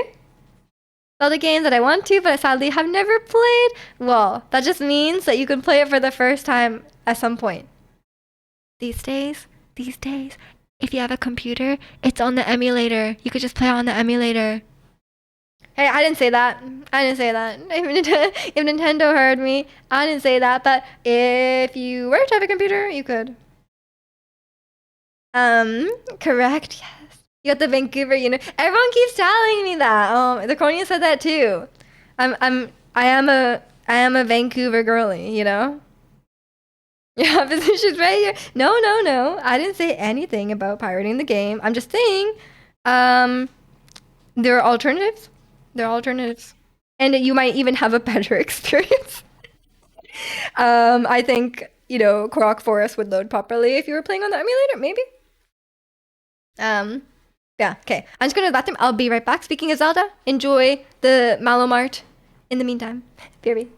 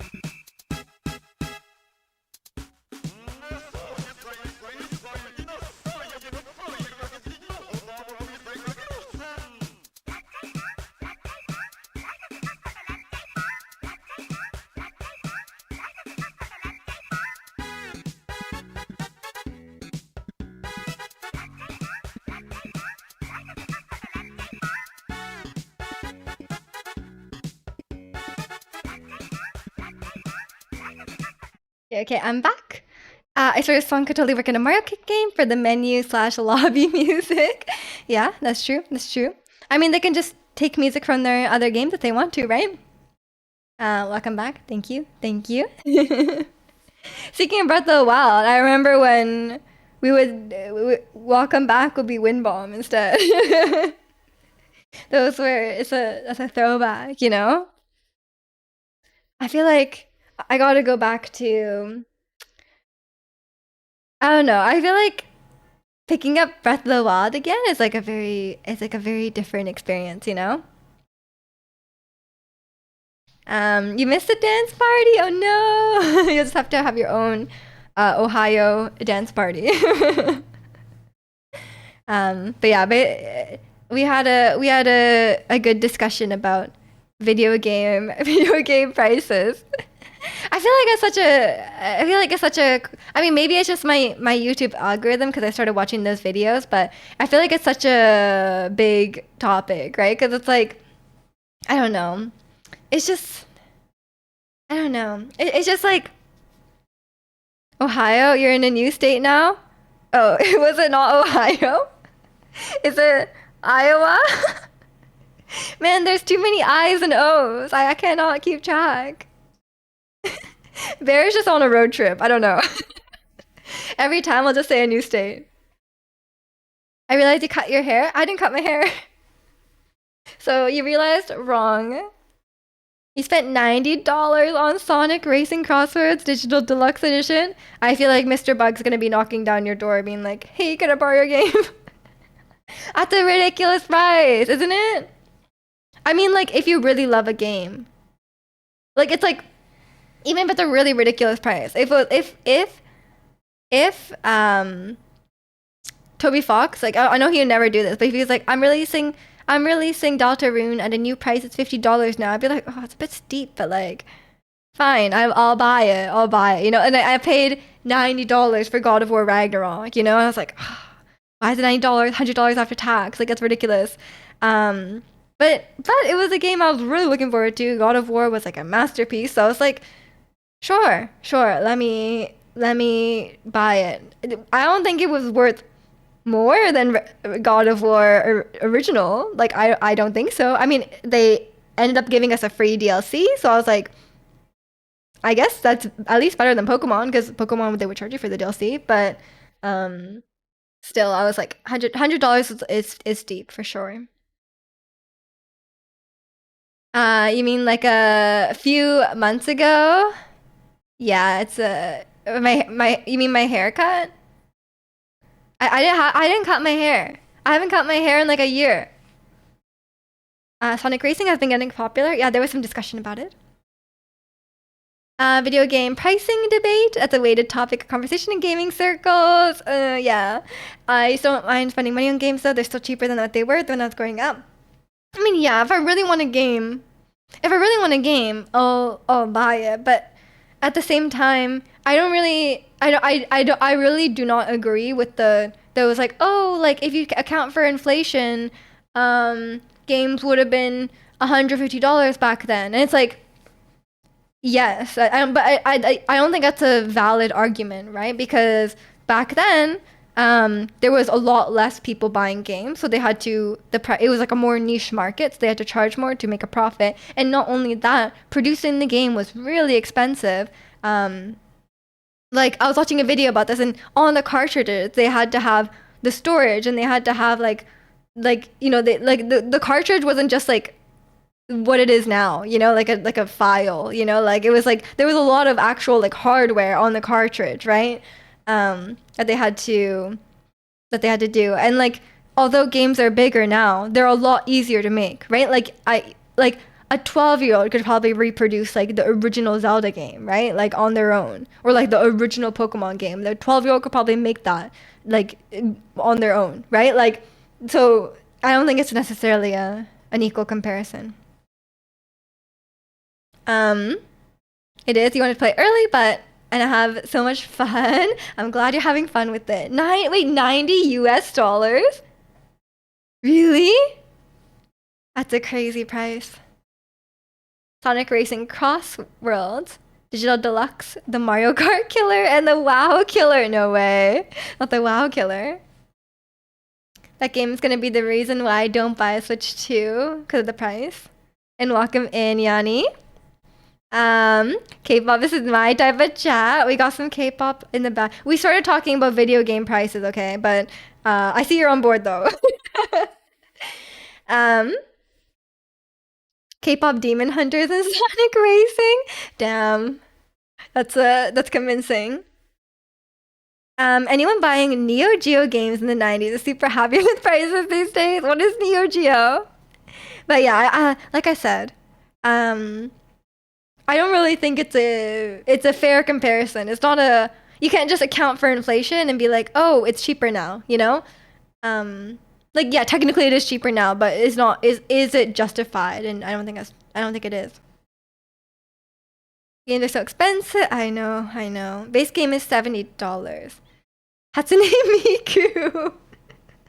Yokomoto is dropping their wallet to buy the game. The best era pricing had to be the late PS1 era. We could buy AAA titles for $50 Canadian. Damn. The most I'd pay for a game is probably $130, taxes in. I don't even know if I don't think I'd ever pay $130 for a game. Like, if it like I think back in the day, deluxe editions of the game could be like $100 something, but it would come with substantial physical items, right? It wouldn't just be like, oh, you got a special like outfit in the game or like whatever. Or like it's like, oh, it includes the DLC that we already made, or like you have to buy it in advance or whatever. Yeah, I feel like back then you would get like actual stuff, you know? Neo Geo was SNK Corporation. I don't even know what that is. Premium console, which basically made the arcade games. The games were like 250 back then. Damn, that's kind of that's a crazy price for sure. But that sounds super niche, right? Shingeki no Kyojin? What? That's the arcade. That's the company name. Ricky with the deep cut. Or maybe it's a really well-known knowledge and I just didn't know this. Maybe Ricky was buying those back then. um, it's pretty much exclusive hardware, super niche, but fully super premium. I mean, wouldn't that be the same now if you bought like an arcade cabinet or like something like that? You know, like that kind of stuff can be expensive. They made King of Fighters, Metal Slug, if you remember those. I don't think I was alive. I mean, if you say 90s, I don't think I was around. The games are hundreds of megabytes back then. That's a lot of megabytes. That's crazy. Oh, it's the original title for Attack on Titan. You're just messing around. Oh, you tricked me. I didn't get it. But Neo Geo takes up way less space than an actual arcade machine. Yeah, fair enough. Fair enough. Arcade machines are quite big.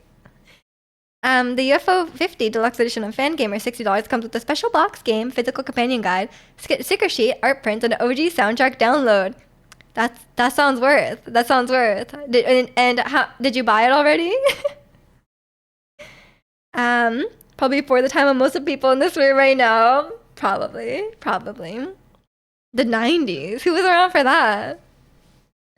But yeah, I don't know. I think with like with indie games, it's like I think there's just like a lot more. Obviously, there's a lot of really terrible indie games out there. Like you know, so anyone can just put out a game these days. But with indie games, like I feel like there's a lot more creative freedom that they can have because it's not like you're counting. You're not. It's not like you're risking hundreds of millions of dollars into this game, so you can't take that many risks, right? So I think that's why a lot of indie games are very successful, you know. And a lot of times they're like, a lot of times if people, because it's like people making the games and not like a corporation, it's a lot less like greedy. It's a lot less scummy. Just because it's a person and not a company, you know. I think that's just kind of comes with the territory.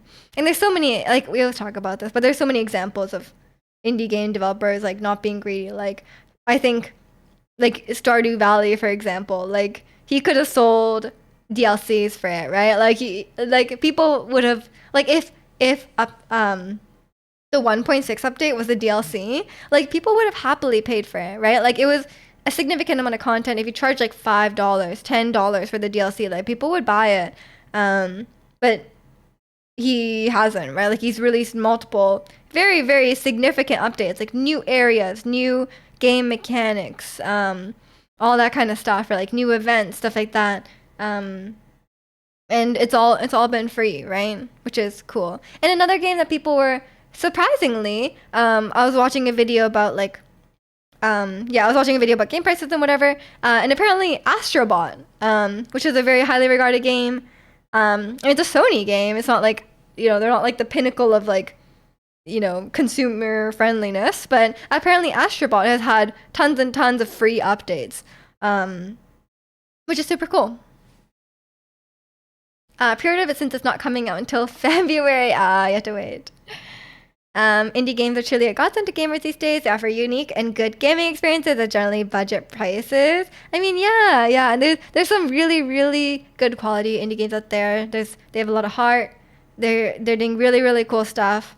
So I feel like in terms of value proposition, they're probably more worth. There's definitely a lot of AAA games that it's like, okay, an indie studio could not make this, right? Like, this could only be done by a AAA game, and it's like that's valid too, right? But I think there's a lot of mid AAA games out there, and who the hell knows what Nintendo is doing, you know?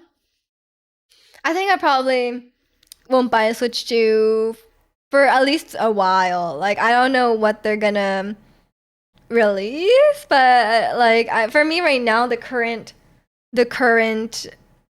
with the current game lineup, then on the current game lineup, then I don't really have anything that I'm like, oh, I need to buy on Switch 2 or pay $10 for the upgrade to play on Switch 2, So like I don't really feel that strongly about it. Nintendo should release paid DLC for the Welcome Tour. That would be crazy. That would be like a parody of what people are saying about Nintendo. Like, if someone tried to defend that, I think it would be like all hope is lost, Because some people out here actually, is anyone defending the Welcome Tour? Like, is anyone defending like, hey, this $10 game, it's like basically a manual for the Switch too. It's like I've heard that it's like fun, but it's like there's no reason it shouldn't be free. I'll defend it till your last breath. Oh no. Okay, give us your best defense. One question I have for uni viewers this morning is, are there any titles you've purchased on more than one platform? Yes.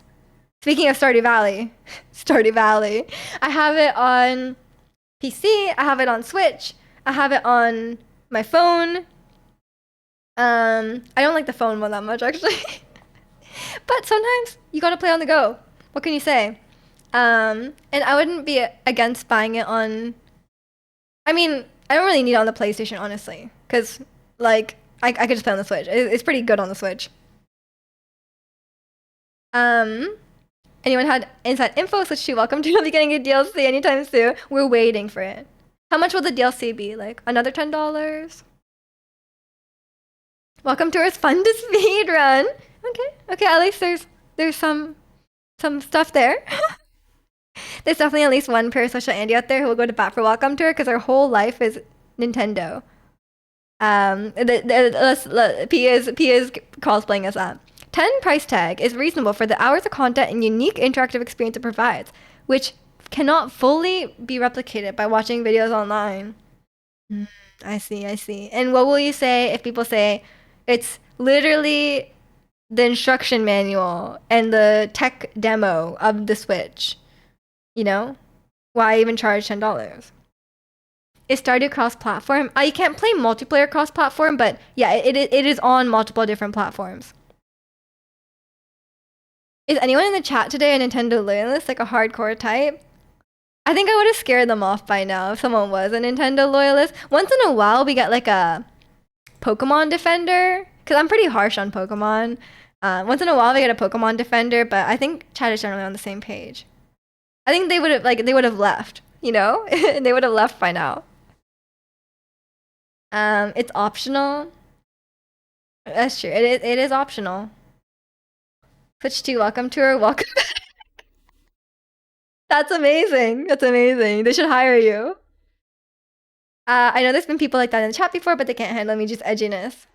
Probably not. Yeah. I mean, I'm sure people have come through defending Pokemon, and like I'll never hate on anyone for like wanting to buy the game. I'm not gonna be like, oh, how dare you buy the latest Pokemon game? Like, obviously, buy it, and I hope you have fun with it. Like, and I don't fault anyone for having fun with Scarlet and Violet. You know, as long as people are acknowledge that they're faults, right? Like if they'll defend the game and be like, no, we should be thankful for Nintendo for providing us this game and allowing us to pay full price for this unfinished game, you know, like unless you're like that, then it's like completely fine. Like you can enjoy something that's not worth the price, right? Like you can enjoy something that is has a lot of flaws and has a lot of issues, right?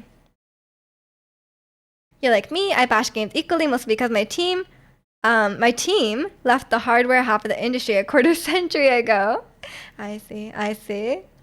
I mean, I bash games that deserve to be bashed, right? Like, I'm not out here bashing, like, for example, Stardew Valley. I think they're, like, obviously, no game is perfect. If you're asking me to be like, oh, like, what don't you like about certain games? I'm sure I could come up with something, but like, at the same time, like, a lot of games deserve praise. You know, there's a lot of good games out there, right? Oh, speaking of which, I know Hades 2 just came out. Um, I'm curious. I'm curious how it is. Has anyone played it yet? Because I didn't follow the early access. Because I was like, oh, well, the full game will come out. Yeah, I'm curious about Hades 2. And welcome in Gundam. Hope you're doing well today. Maybe there's some hardcore Nintendo loyalists in the. They're like in secret. They're like seething in secret. They're like, oh, how dare she say that?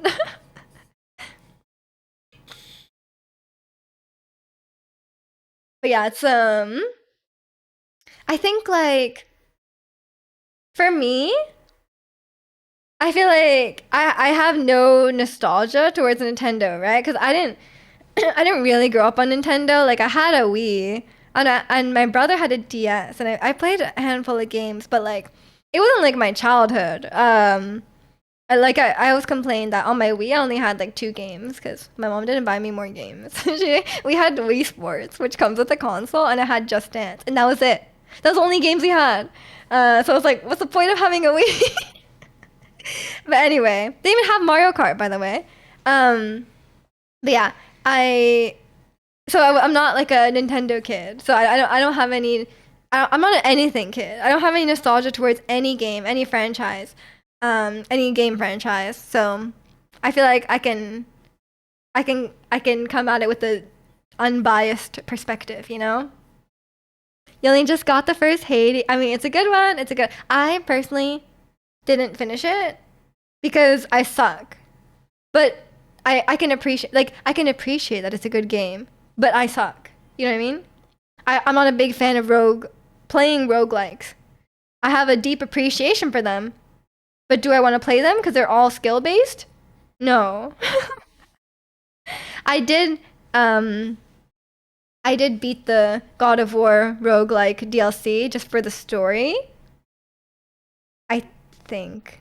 I think I just put it on easy mode and prayed for my life, but it was a struggle. It was a struggle. Or maybe I just watched the cutscenes online. I don't remember. I had a hard time with it. You had a Game Boy as a kid. Other than that, you had PS2, PS2, Xbox 360 over the years. Yeah, I had an Xbox 360. I mean, I tell this story a lot. Technically, it was a joint Christmas gift for me and my brother, okay? And we had Connect Sports and we had Connect Wild Adventures or whatever it's called, the one with the raft, and Just Dance. So I got to play with those. But then eventually my brother got older and he started playing like Call of Duty and GTA and NHL, stuff like that. And then eventually, somehow, the Xbox moved from the family room to his bedroom. So then I no longer was playing, like he was just playing it most of the time. And then he traded it in for an Xbox One. And for some reason, even though we had joint ownership of the 360, the Xbox One was only his. So I think I lost the custody battle to that. Not that I really cared. Like I wasn't really playing it. Like that's probably why. But like to be fair, it would have been half mine. um. In my gaming life, you have gone from supporting Nintendo blindly to jumping ship to Sega, and then basically after that, realizing that Nintendo was the evil empire, and switched to Sony, and never looked back. I see, I see. I mean, like, I feel like every large gaming company has greedy stuff, right? But, like, I feel like like, people have been getting more and more fed up with Nintendo, because, like, I feel like it's just, like, one thing after another with Nintendo recently, right? Like it's just like a lot of things in a short frame of time, which if it was individually and like back when they were releasing like Breath of the Wild, Mario Odyssey, like people didn't care, right? Because it's like they were releasing great games, and it was worth the money, whatever. And but now it's like I think it's just people are getting tired of it, especially with the recent pricing. Stuff is getting more and more expensive. The Switch 2 is very expensive. The games are very expensive, so it's like I think it's that whole thing. Yeah, I think the Nintendo thing is quite recent. You lost a custody battle for what? For the Xbox. Um, me just been carrying that chip on her shoulder for you. My Xbox 360. I should have gotten it. It's fine. I ended up buying a PlayStation. Yeah, my gaming journey actually maybe this is part of it as well. My gaming journey actually started with indie games. Um, I the games that got me into gaming were all indie games. So maybe that was also part of it because I was used to getting like games for like very cheap, right? I was like, but also, you know what? I did play The Sims. So I should have been desensitized to microtransactions because EA is like The Sims is like the worst of the worst, okay? When it comes to that. What about Click Clack by Baby Monster or Air English version by Yeji? I don't know if I will like any of the Baby Monster, but we'll see. I think with Nintendo, the issue is that they're stubbornly refusing to evolve with the times. I admit they're one of the industry innovator, but sometimes they totally miss the mark. Like right now with the pricing and the Switch 2 game cards. Yeah, I agree. I mean, they're like such boomers about it, you know? Like, it's, they are, their online thing is like really weird as well. And like, yeah, it's just, I really hate Switch Online. Every online feature that I've tried on the Switch sucks. Like it's not good. I don't know why it's like this.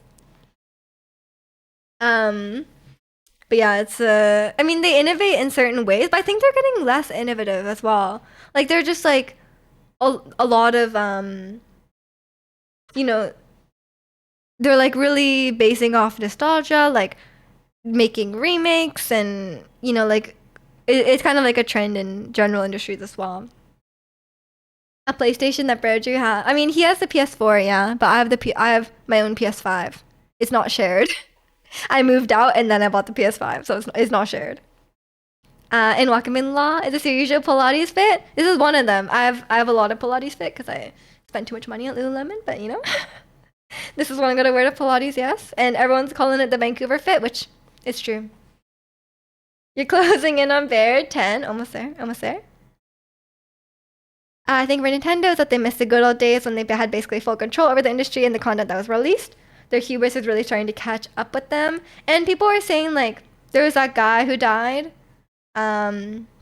And he was very anti like, oh, let's not like hold back stuff and then release it later as DLC. And then like I think they've changed the I feel like the business people are very out of touch with the gaming markets, right? They don't really understand what the responses will be to stuff they do, right? They're like, oh, like I don't know how, like for example, like say like going back to the welcome tour, like they should have known that people would be very upset about their welcome tour being paid, right? Like surely they should have known, but it seems like they're very out of touch. The Switch 2 carts are dumb. They're too slow, so some games can't even stream data in fast enough to be sold on a cart. Damn. I mean, there's that like there's the game key, yeah, the game key thing now, right? Like the where it's like you can buy the cartridge, but the game is not on the cartridge. So it's like, what's the point? Brojic claimed the PS5 when GTA 6 comes out. Yeah, he did. That's okay. I'm not gonna play GTA. You guys know I tried playing GTA 5 and I didn't like it. And it was too hard. I kept dying. Iwata-san? Yeah, that guy. The guy who died. The Nintendo guy who died. Iwata-san is what we're referring to, the one who said he was a gamer first before being a programmer or an executive. Sadly, he's no longer around. Yeah. It's like, it seems like, yeah, it just seems like whatever decisions they're making is very out of touch. Physical copies of game are just glorified CD keys now that everything is available on digital. Yeah, it's like when you buy a game and then you put it in. Like for example, I buy a game, I put it into my PlayStation, and then it's like before you play, you need to download 60 gigabytes, and I'm like, isn't that the whole game? Like, why do I have to download 60 gigabytes? It's so ridiculous. I also played GTA during school. That was GTA 4, because there's no way GTA 5 runs on an iPad. It was GTA 4 or 3 that was on an iPad. Yeah. I mean, chat knows this story. I was playing GTA in school, and then I couldn't beat a. Like I said, back then I also sucked at games. I couldn't beat a level, so I asked one of my classmates to play, and then he got in trouble for playing GTA. Because the teacher came around, she was like, "You can't be playing that in school. That's so inappropriate to be playing in the classroom." He got like yelled at, and I was like, "Oh, that's not mine." um. Apparently the problem with the cartridges is that they're too slow to load the game. Oh yeah. That's what Hero was saying as well, I think. Or maybe no, that was red. Red. Yeah, that's and like yeah, by the way, why do they still use cartridges? Like is there a reason? Cuz like surely the discs, I mean obviously discs wouldn't fit in a Switch, but surely they're much cheaper to produce. There must be a better way to produce it. I don't know. I'm not an expert on hardware. I like to think that guy still holds it against you. I doubt it. Um, gotta try Red Dead Redemption 2. I've heard good things, but it's like I don't know. It's like I I like the idea of GTA, but I didn't find the characters or the story very engaging. It just seemed very like bro game. You know what I mean? Like, does that make sense? Like, I was like, if I was a teenage boy, I think I would enjoy this, but I'm not, you know? So I just couldn't get into it, but maybe Red Dead Redemption is a lot more not like that. Possibly. Okay, Automon needs to chill out today. Cartridges, the proprietary format, similar to why companies use proprietary software. Checks out, yeah. Red Dead Redemption will blow you away. Storytelling is so good. But people say that about GTA. And I feel like the people who say that about GTA, like, don't play story games. Okay? But Red Dead Redemption does seem more like in depth, I guess. Like it seems to have more depth to it and more like nuance to it. You know what I mean? Like it seems more mature. Red Dead Redemption is not as bad as GTA on that front. Okay, fair enough. Both are good, but I honestly think Red Dead Redemption is superior to GTA in that every aspect. I mean, it's not like they're not Nintendo games, so I probably could get it quite cheap now. Cause I remember when I bought GTA for my PlayStation, it was like $25, and it includes like whatever DLC or whatever. Um, yeah, yeah. Speaking of Nintendo games, they never go on sale. Even like we said, they're releasing Mario Galaxy again for full price. So it's like if they went on sale, I think it would be a lot better. Cause I remember I bought um like like you can buy like after a few years after the game comes out, it goes down from like $70 to like $30 or like even like $20. I have no interest in GTA stories except for GTA 2000, which only I own, and it's the best. You gotta share it with us sometime. You know, you can't just keep it to yourself. Um, you watch a decent chunk of Red Dead, and it looks fun. The characters are interesting. Okay, okay, that sounds promising. If you wait to Red Dead Redemption to go on sale, you can get it for like dirt cheap, like 20 Canadian. Yeah, yeah. If only Nintendo games would go on sale, huh? Um, Real ones remember top-down GTA games. Wow. I mean, people were talking about 90s. Oh no, you were here when we were talking about 90s games. The I can't remember what it was. um, but yeah, right. I mean, I don't really have I know some people have like really long gaming backlogs and stuff like that. I don't actually have a gaming backlog. I know it's like very strange in the world of gamers to not have a gaming backlog. I feel like I'm just very picky about what games I want to play, and I feel like a lot of games I won't enjoy. You know, like there's a lot of there was a lot of there's a lot of stuff in games I just get really annoyed by. I'm like, if a game is too gamey, I'm like, oh, like this is annoying. You know, I'm like, why am I like I don't like RPG mechanics. I think that's the main thing.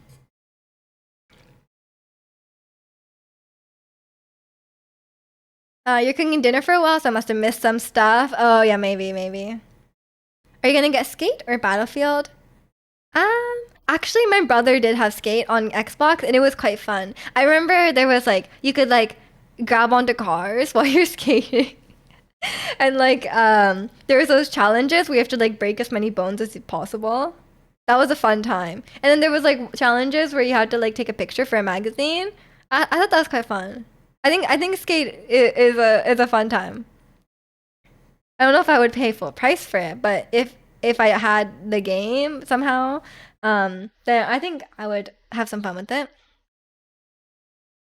You never played the online content, just the solo player stuff. I mean, yeah, I would play Red Dead on my PlayStation, and these you have to pay for online on the PlayStation, so I will not be paying for that because I do not. These days, I just play like Genshin on it, so, so I still what are your guys' like gaming purchase regrets? Because you guys know my biggest gaming purchase regret is the Scarlet and Violet DLC. Because I don't know what went through my mind. Like I played Scarlet Violet and I was like, wow, that game was not worth the price. I can't believe they released a game this unfinished. And then why did I buy the DLC? Like, what was I like? Oh yes, I should give them more money. Like, why? Witcher 3 still never finished it. I bought Witcher 3 for the PlayStation and the controls suck on the PlayStation. Um it I could not control it for the life of me and I was like really annoyed by that. Also, there was that game that I streamed like very briefly and I never went back to. Kenna, Kenna Bridge of Spirits, because a lot of people were saying really good things about it and I just never finished it. So I guess that's a regret because I didn't finish the game. Um, oh, Assassin's Creed. Yeah, there's probably a lot of Assassin's Creed that aren't worth the money. Um, Overcooked 2. Really? Why do you regret it? Because it ruined your friendships. Mario Wonder, Age of Calamity. Oh, Age of Calamity. Oh my, I just watched the cutscenes. Echoes of Wisdom. I mean, yeah, I think I would put like Pokemon. I mean, okay, at the same time, like as much as like it as a game, Pokemon Shining Pearl would be up there, but I think it was very memorable to have that experience on stream. Like I think it was good content. You know what I mean? Like I think me suffering and me fighting Cynthia for an hour and 15 minutes was content. And I cherish that experience, but as a game, I don't think it was worth it. Like as a full price game, I don't think Shining Pearl and Brilliant Diamond were worth the price. Like I think they should have been like $50. I think that would have been worth it. Yeah, I cherish the memories of fight. I'm happy I got to fight Cynthia. Did I have fun at any point in the game? No. No. I was walking through the cave.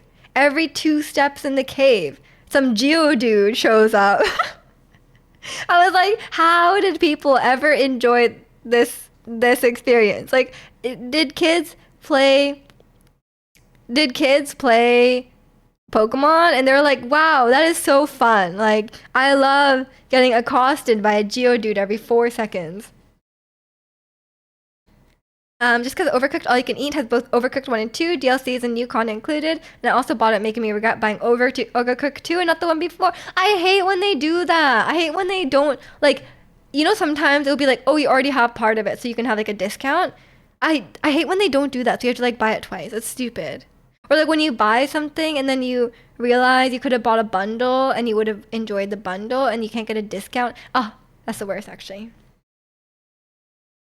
But yeah, I also regret buying Pokemon Snap. I didn't finish it as well, and it wasn't worth the money. Um, in recent memory, I think just buying retro game collections because I already own them or because they're available using emulators. Retro game collections are expensive, yes. Geodude, yeah, I'm talking about Shining Pearl, Pokemon Shining Pearl. And welcome in Harris, reading well today. Touches the Pokemon Red speedrunner who's like 2 minutes ahead of world record pace when he got 17 Zubat encounters in Mount Moon. Ooh, okay, yeah, that's fun. But yeah, it's I'm trying to think of the games I bought. It's hard to see the games from here. I'm not sure. Um, but yeah, I don't know what else I would have. I don't think I have that many other gaming regrets. There's probably some games on Steam that I like bought and then I just like I went over the refund time so I couldn't refund it. Um Maybe I mean there's a lot of games that I didn't get a lot of playtime out of, honestly. Um let me look. Maybe I should look at the bottom of the ones I haven't played. Uh, Honestly, oh, you know what I regret? Five Nights at Freddy's Security Breach. Speaking of other games of terribly low quality, Security Breach. I can't believe I paid $50 for that. What a scam. Um, Recently NHL 26. You bought the new one? Ultimate Team is a joke. It's I can't speak on that. Did I buy Silent Hill? If you want to. It's expensive though. I exclusively buy Steam games on sale. Sometimes I don't. I think I bought Baldur's Gate at full price, but I don't really regret that. Also, you know what I kind of regret? No Man's Sky. I know it's a very well-loved game, but it was like way too complex for me and I was not having fun with it. And I went over the refund times. I can't even get the time. I can't even get it back. It's like really not my game, you know? And I guess I bought like Elden Ring and Night Rain at full price, but I don't mind that either. Actually, no, I bought the bundle. I bought the DLC bundle of Elden Ring. You didn't mean to send that to. That's okay. It's okay. You heard Silent Hill was super hard. Damn. What about Borderlands? Oh, the new Borderlands. I'm not a Borderlands enjoyer. I cannot play first-person games. and nor do I enjoy the tone of Borderlands. I can appreciate it. They're very consistent with their tone, but it's really not for me. What's Silent Hill about? It's a horror game. I do own No Man's Sky. It has a Minecraft problem where I don't know what I'm supposed to do. I did get on sale though. Yeah, I think it's like there's a lot. It's very like the system is very like intricate, and yeah, it really is like, what do you do? Because like for me in Minecraft, I mean in Minecraft is like they don't really like I mean as someone who just went into Minecraft blind, the game doesn't really teach you much, right? Like there's a lot of things you can do in the game that you don't know. Like I learned like 90% of it from chat, right? Like the game taught you like, hey, cut down a tree. Hey, make a crafting table. And like that was like it, right? Like I was like I think the tutorial stopped there. So it was kind of confusing, I guess. For me, I was just like I built a house, and then after that, I didn't have any desire to do much else because I'm a bit of a I like building, but then at the same time, I was like I don't love building in Minecraft because it's like it's a little tedious. Like you have to actually like physically. It's not like The Sims where you can just like free build. You know, like you have to like actually like climb up. And like again, it's a first person game, so I'm like a bit struggling. And then you have to like, you know, it's like everything is like blocks.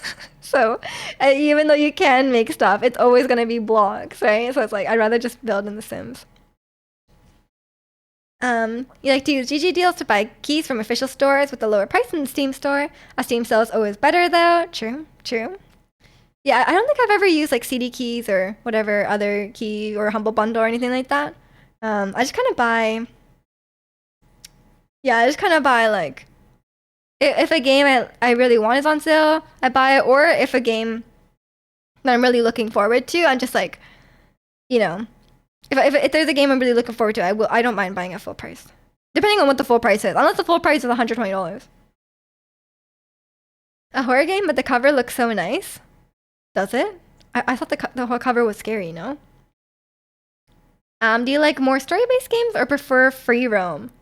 I think I prefer story-based games, but I like a really good open world. Like if it's like Breath of the Wild open world, then I do like it.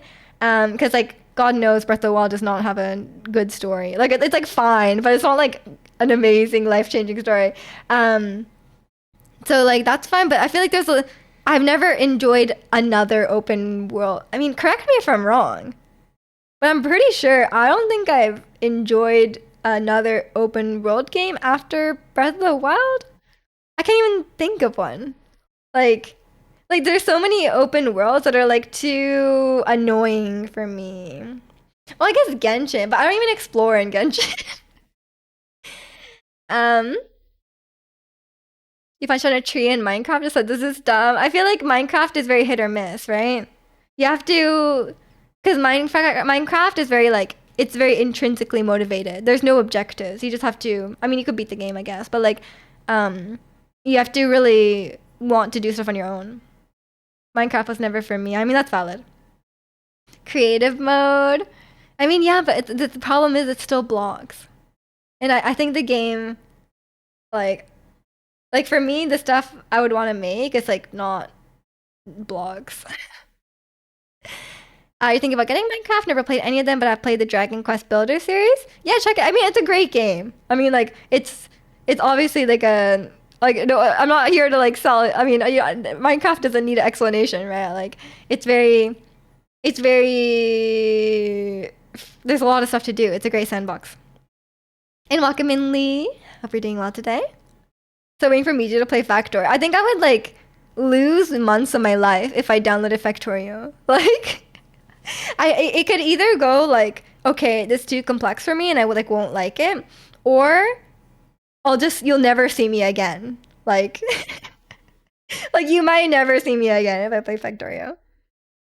I am a sucker for resource management or like tycoon games. I cannot.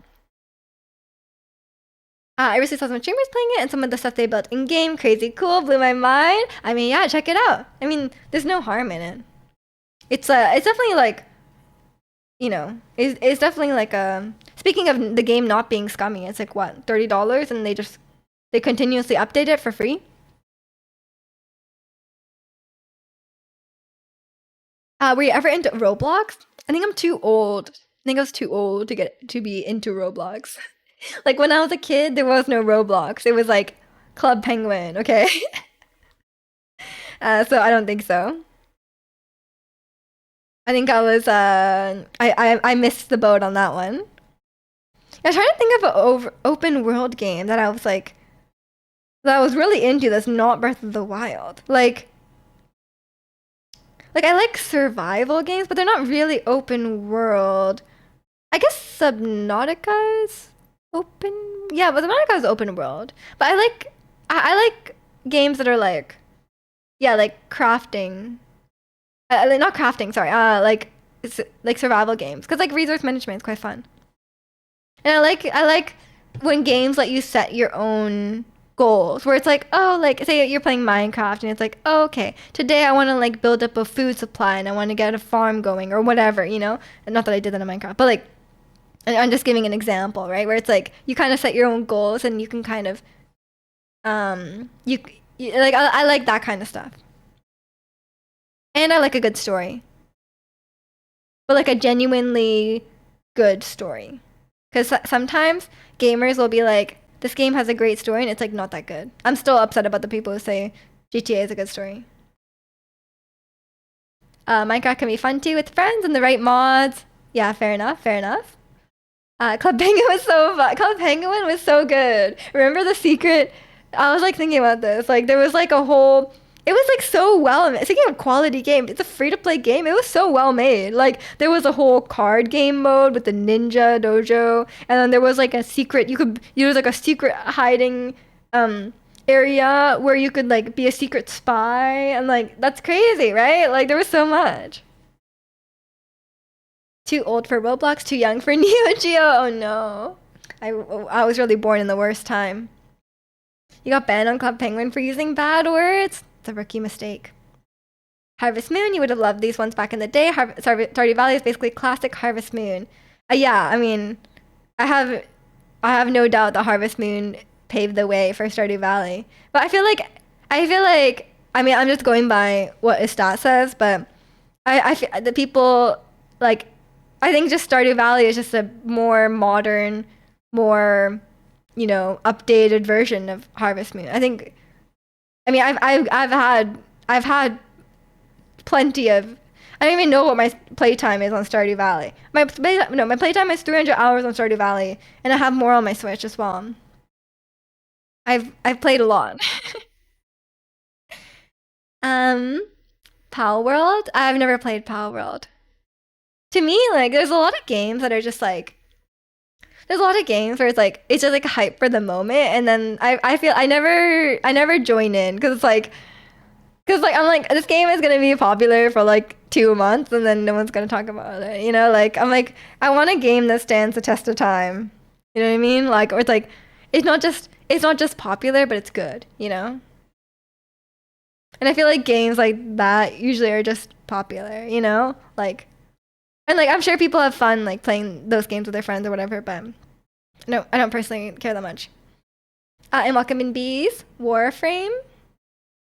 Isn't that the one with the little action figures? Or is that not right? Harvest Moon is pretty lackluster if you played Stardew. Yeah, that's what I hear. So I'm like, I think I've played enough Stardew, and I constantly go back to Stardew, right? Like Stardew is one of those games where like I won't play it for like a year or two, and then I go back and then I play Stardew. So it will always be there. And maybe a hot take, but there's so many like cozy farming sims or cozy whatever games that are like, oh, if you like Stardew, you'll like this. None of them are even 50% as good as Stardew. Look, I have tried a lot of them. I've played Dinkum. I've played like whatever, like these farming games. None of them are anywhere close to being good as Stardew. I'm sorry. Like there some of them games they have potential. They are good, but nothing beats Stardew. Only 300? That's weak. That's pretty good for me. Did they even ever finish making Power? Wasn't it like 50% made when it blew up? Yeah, I think it was in early access. Also, there's so many games that are like, speaking of like indie games, like early access is like sometimes like games are in early access forever. It's like, it is kind of silly sometimes. Have you ever heard of Monster Hunter? Okay, you know what, Reggie? I will trust your judgment, and I'll trust Kimmy's judgment because it seems like me and Kimmy might have similar tastes. Is it you recommend the latest one? GTA 4 story is okay. GTA 5 story is awesome, but Red Dead Redemption and some Yakuza games are literally gaming narrative masterpieces, more akin to a movie than a game. Yeah, fair enough. Fair enough. I think like I can't really accurately judge the GTA 5 story because I feel like it's really not for me, you know? Like I'm not the target. Like it might be a good story, but like in terms of like the characters and the concept of the story, like I just like I'll never really like be like that into it, you know? Like it's like okay, um it's like if you told me like this Batman movie, the story is life changing. I'm like, I'm never gonna feel as strongly connected to this Batman story, you know, as I would like a more different type of story. You know, it's more like the subject matter, I guess. Um, Not even Animal Crossing. I did like Animal Crossing a lot, yeah. I loved New Horizons. But yeah, it's I mean, Animal Crossing is good, but it's quite different than Stardew. I think there's a lot of it's not like quite like a Stardew clone, you know? Like there's a lot of games that they're trying to be Stardew. Um we're trying to fill that niche, right? But there's a lot of them. There's a lot of them. I think Animal Crossing is quite distinct in that way. You have 520 hours in Stardew. Like 50 of that was spent being a dumb arcade game. Which one? Junimo Card or Fairy King? Because both sound terrible. You have like 10 hours in Stardew. Really? You need to figure out what to do in the game. You got overwhelmed. What you need to do is make a spreadsheet. Don't get it. You need to make a spreadsheet and you need to plan out how to have enough gold by spring 13 to buy strawberries because it's the most profitable crop. And you need to fill your house with kegs. You need to spend every last minute of your life farming oak resin, farming oak resin and copper and iron. That's what you have to do. That's what I do. But I'm surprised. I feel like you could be a sturdy gamer. I thought you were. Prairie King. Oh, Prairie King is brutal. The Korean Amishu Stardew Run? I would. I would. Did I do a bad playthrough of Baldur's Gate 3? Sure. Why not? You can do whatever you want, man. It's your game. But yeah, it's yeah, that's a. Oh, did I pause my music? Did the music pause on its own? I mean. That's the thing with games. It's either unnecessary sequel or a copycat. Sometimes. But then there are that's not. I don't think you can generalize all games. Like there's plenty of games like that. But there's lots of really, really good, unique, innovative games as well.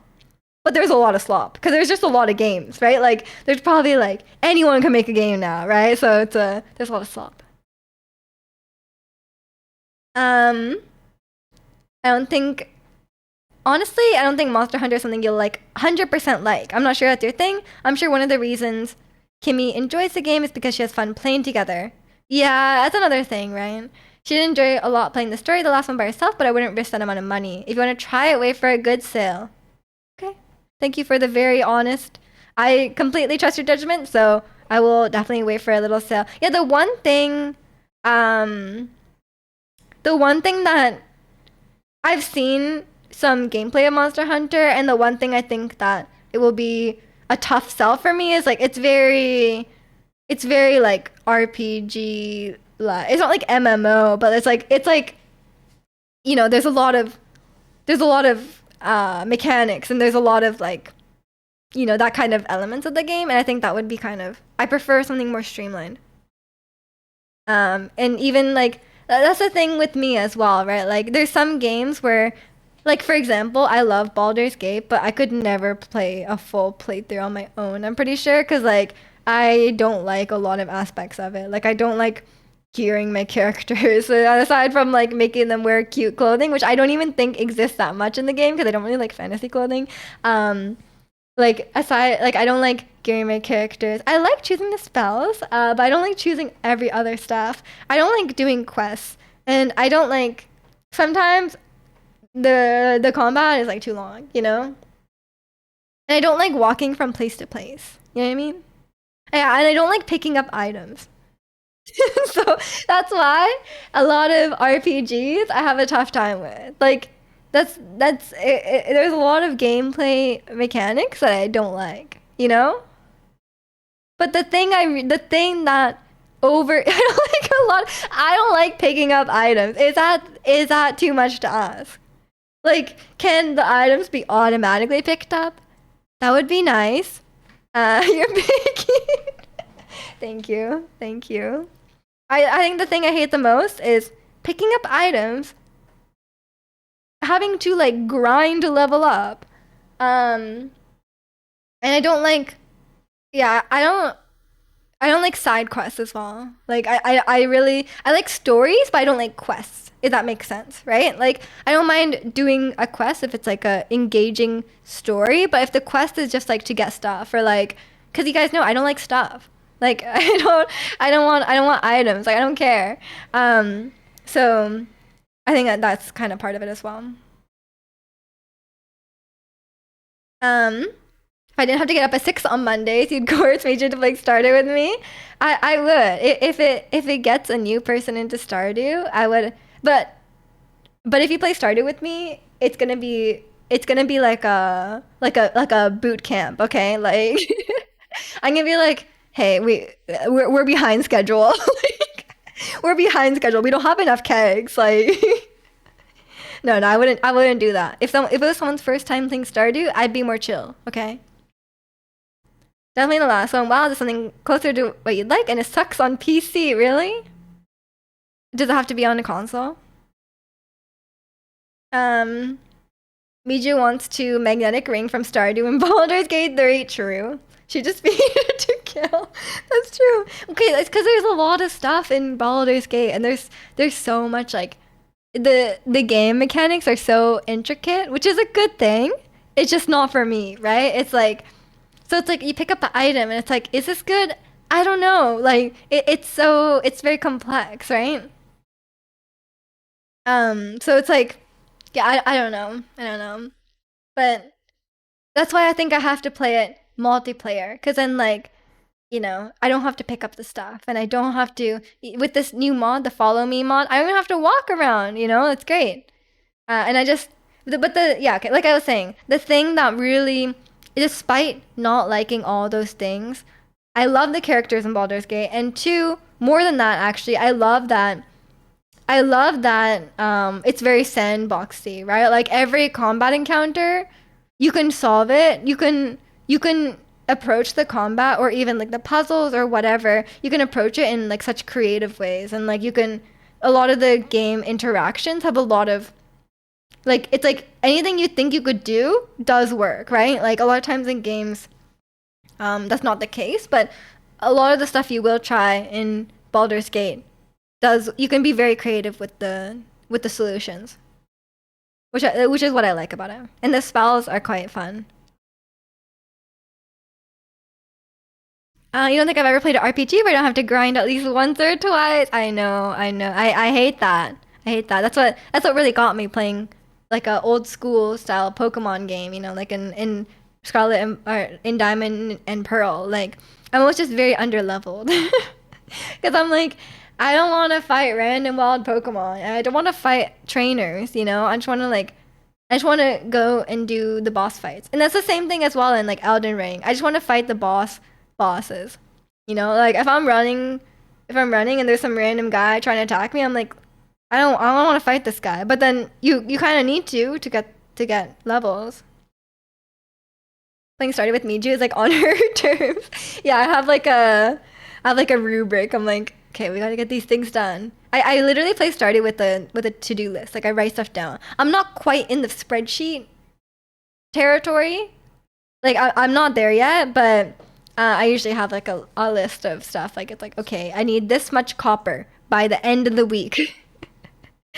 um, you give Miju an item called most OP item, and she would be like, "Hey, Gil, have this."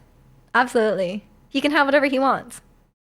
To be fair though, I did have some logic in, cause like in my mind, I thought like I can't give Gale the armor because like we're wearing the armor. You know, I'm like, surely a ring is less valuable than the armor itself, right? Like in a game, right? It's like this is an accessory.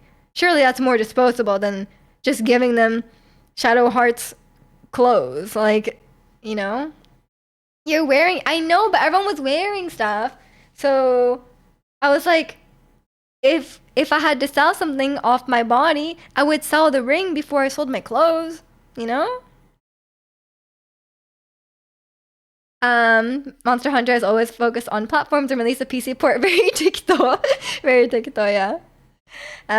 Makes sense, makes sense. But I have a PlayStation, so that's fine.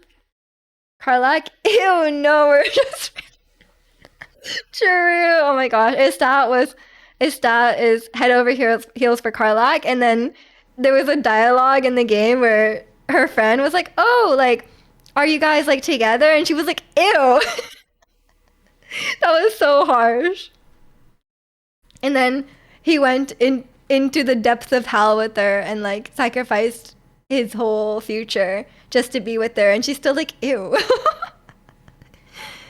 um It's like D&D games back in the day. Here's a bracelet. It's your armor. No, I had armor and the ring. Okay, sorry. Yeah, that was that was right. Did I use it right? I picked that one up from your class. You did use it completely right. That was great. Giving ring over clothing. I didn't know. I really I had it. I had a thought process. I was trying to do the right thing. You know, like I was like, oh, I shouldn't give an important item to Shadowheart. Or sorry, to Yale. So let me do that, you know? And I just did it in secret. Avernus, aka Carlax friendzone. Oh no. Poor guy, poor guy. It's okay. He um he can play it. He can play it through again. I want to do it. I want to do a co-op. I want to do a co-op run with this stat. Um and then he can experience the pain of playing with me. Do I play Baldur's Gate 3 or do I eat chips and watch Netflix from bed? Both? Yeah, whichever one you prefer.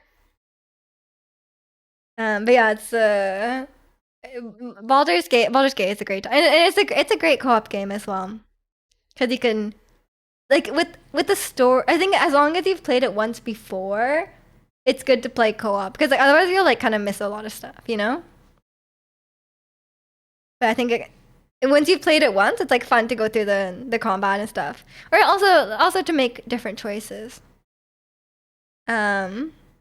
You can be the dark. No, you cannot be the Dark Urge. You're gonna kill Gil.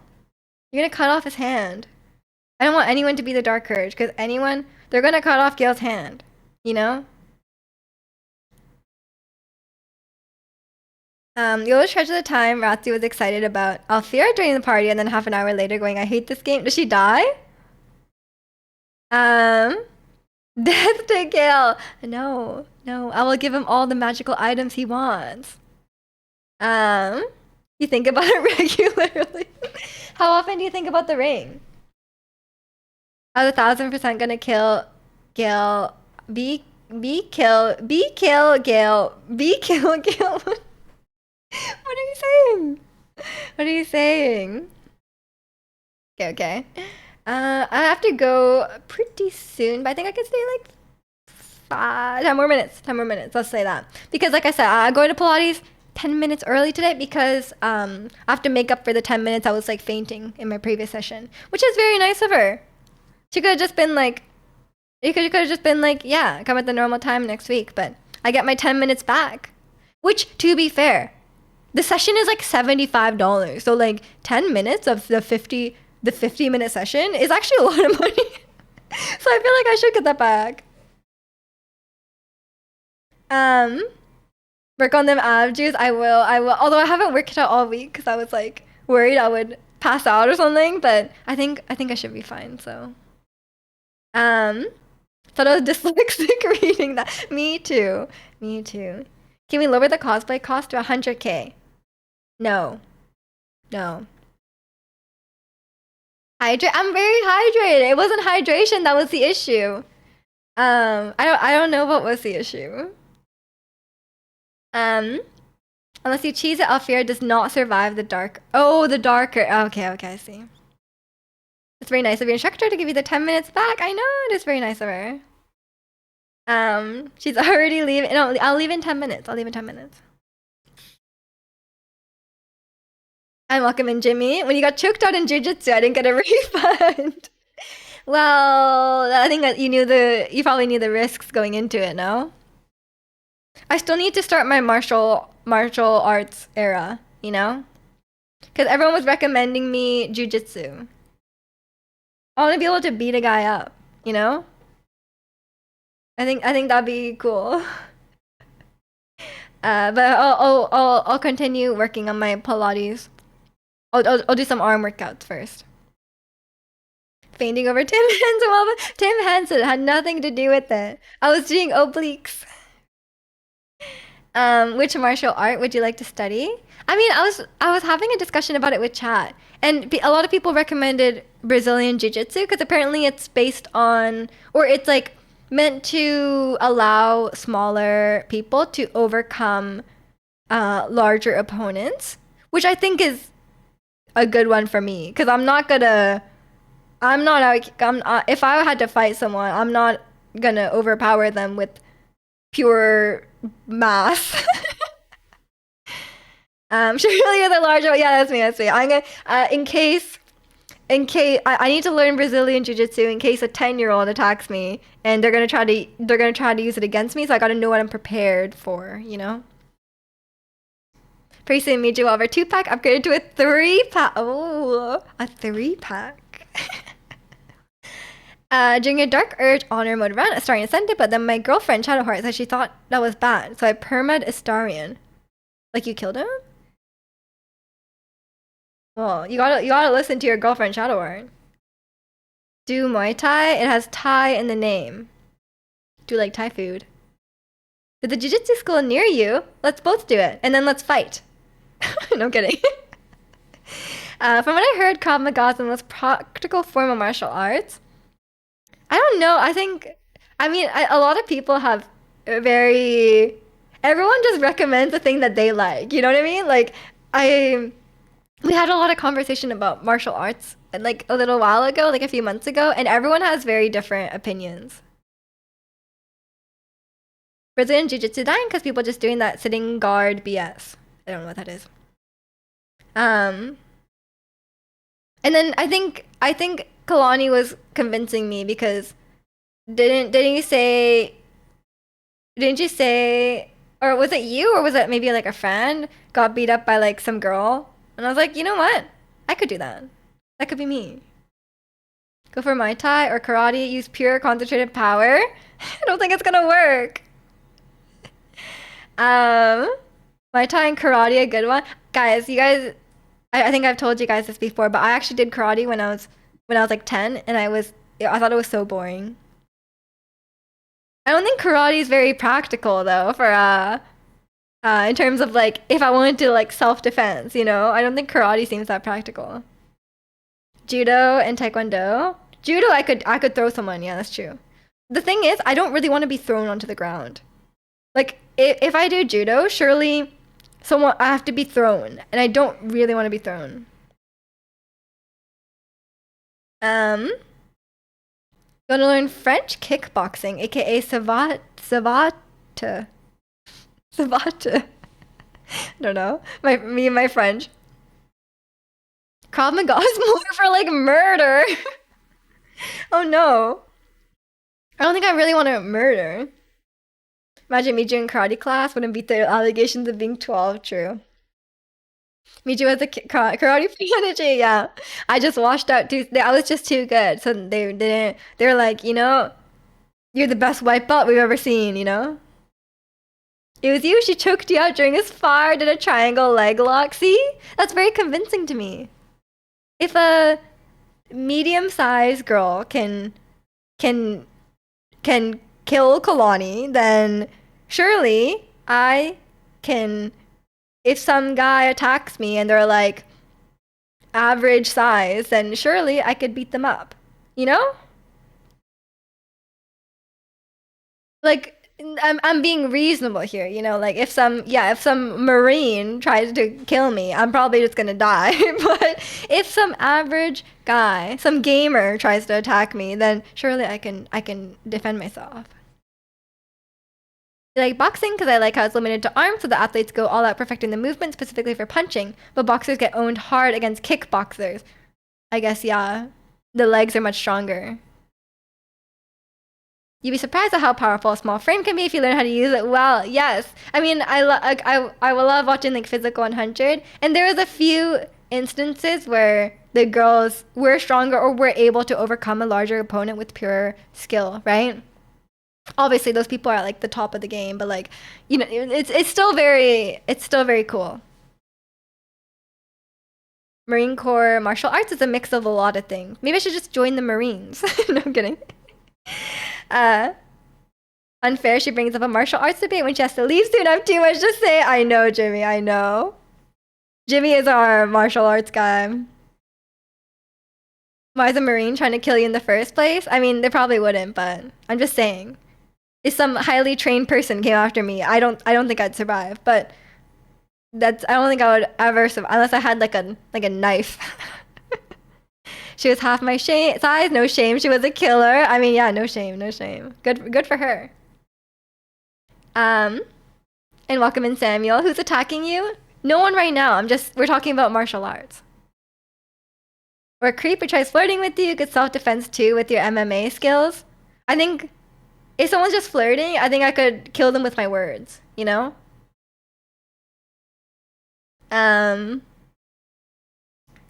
Just use your range advantage, just like hold their head like this. I put a friend on that literally last night. We watched 3 episodes. Physical 100 so good. Made you get kicked out of the Marines at the try to get in physical test. Yeah, I would not pass any military physical tests. Absolutely not. She's just nimble. Yeah, makes sense. Gonna be like Indiana Jones, where some guy shows up with a giant sword and he's like screws it and pulls a gun and shoots. I mean, this is Canada, but yeah, I think the only way I'm beating like a trained soldier is, and they're unarmed, is yeah, if I could just shoot them. BG cast Vicious Mockery, true. Krav Maga would be great versus the Weaves. True. But I think Weaves can be defeated with just pure social interaction. You know what I mean? I did go a little easy because I didn't want to hurt her. Sure. I mean, yeah, fair enough. You don't want to you don't want to actually kill her. An Earth globe just popped up on the bottom of your screen. About to ask how I want it. Which one? Like, for the language? I don't know, Ricky. I'm the worst with that kind of stuff. I know I work with computers for a living, but I don't know how I don't know how these things work. Weave's weakness, just talk to them. Exactly. Yeah, Ricky's like, oh, what's wrong with my computer now? Oh no. Okay. I do have to get going now, unfortunately. But I will be streaming again tomorrow. I'm gonna go to Pilates and try not to faint this time, of course. But yeah, I'll be streaming again tomorrow at 9 a.m. Pacific, same as usual. Join the Discord if you haven't already. But if I don't see you, have a great rest of your weekend. And thanks everyone for watching. Have a nice day, yeah. Bye.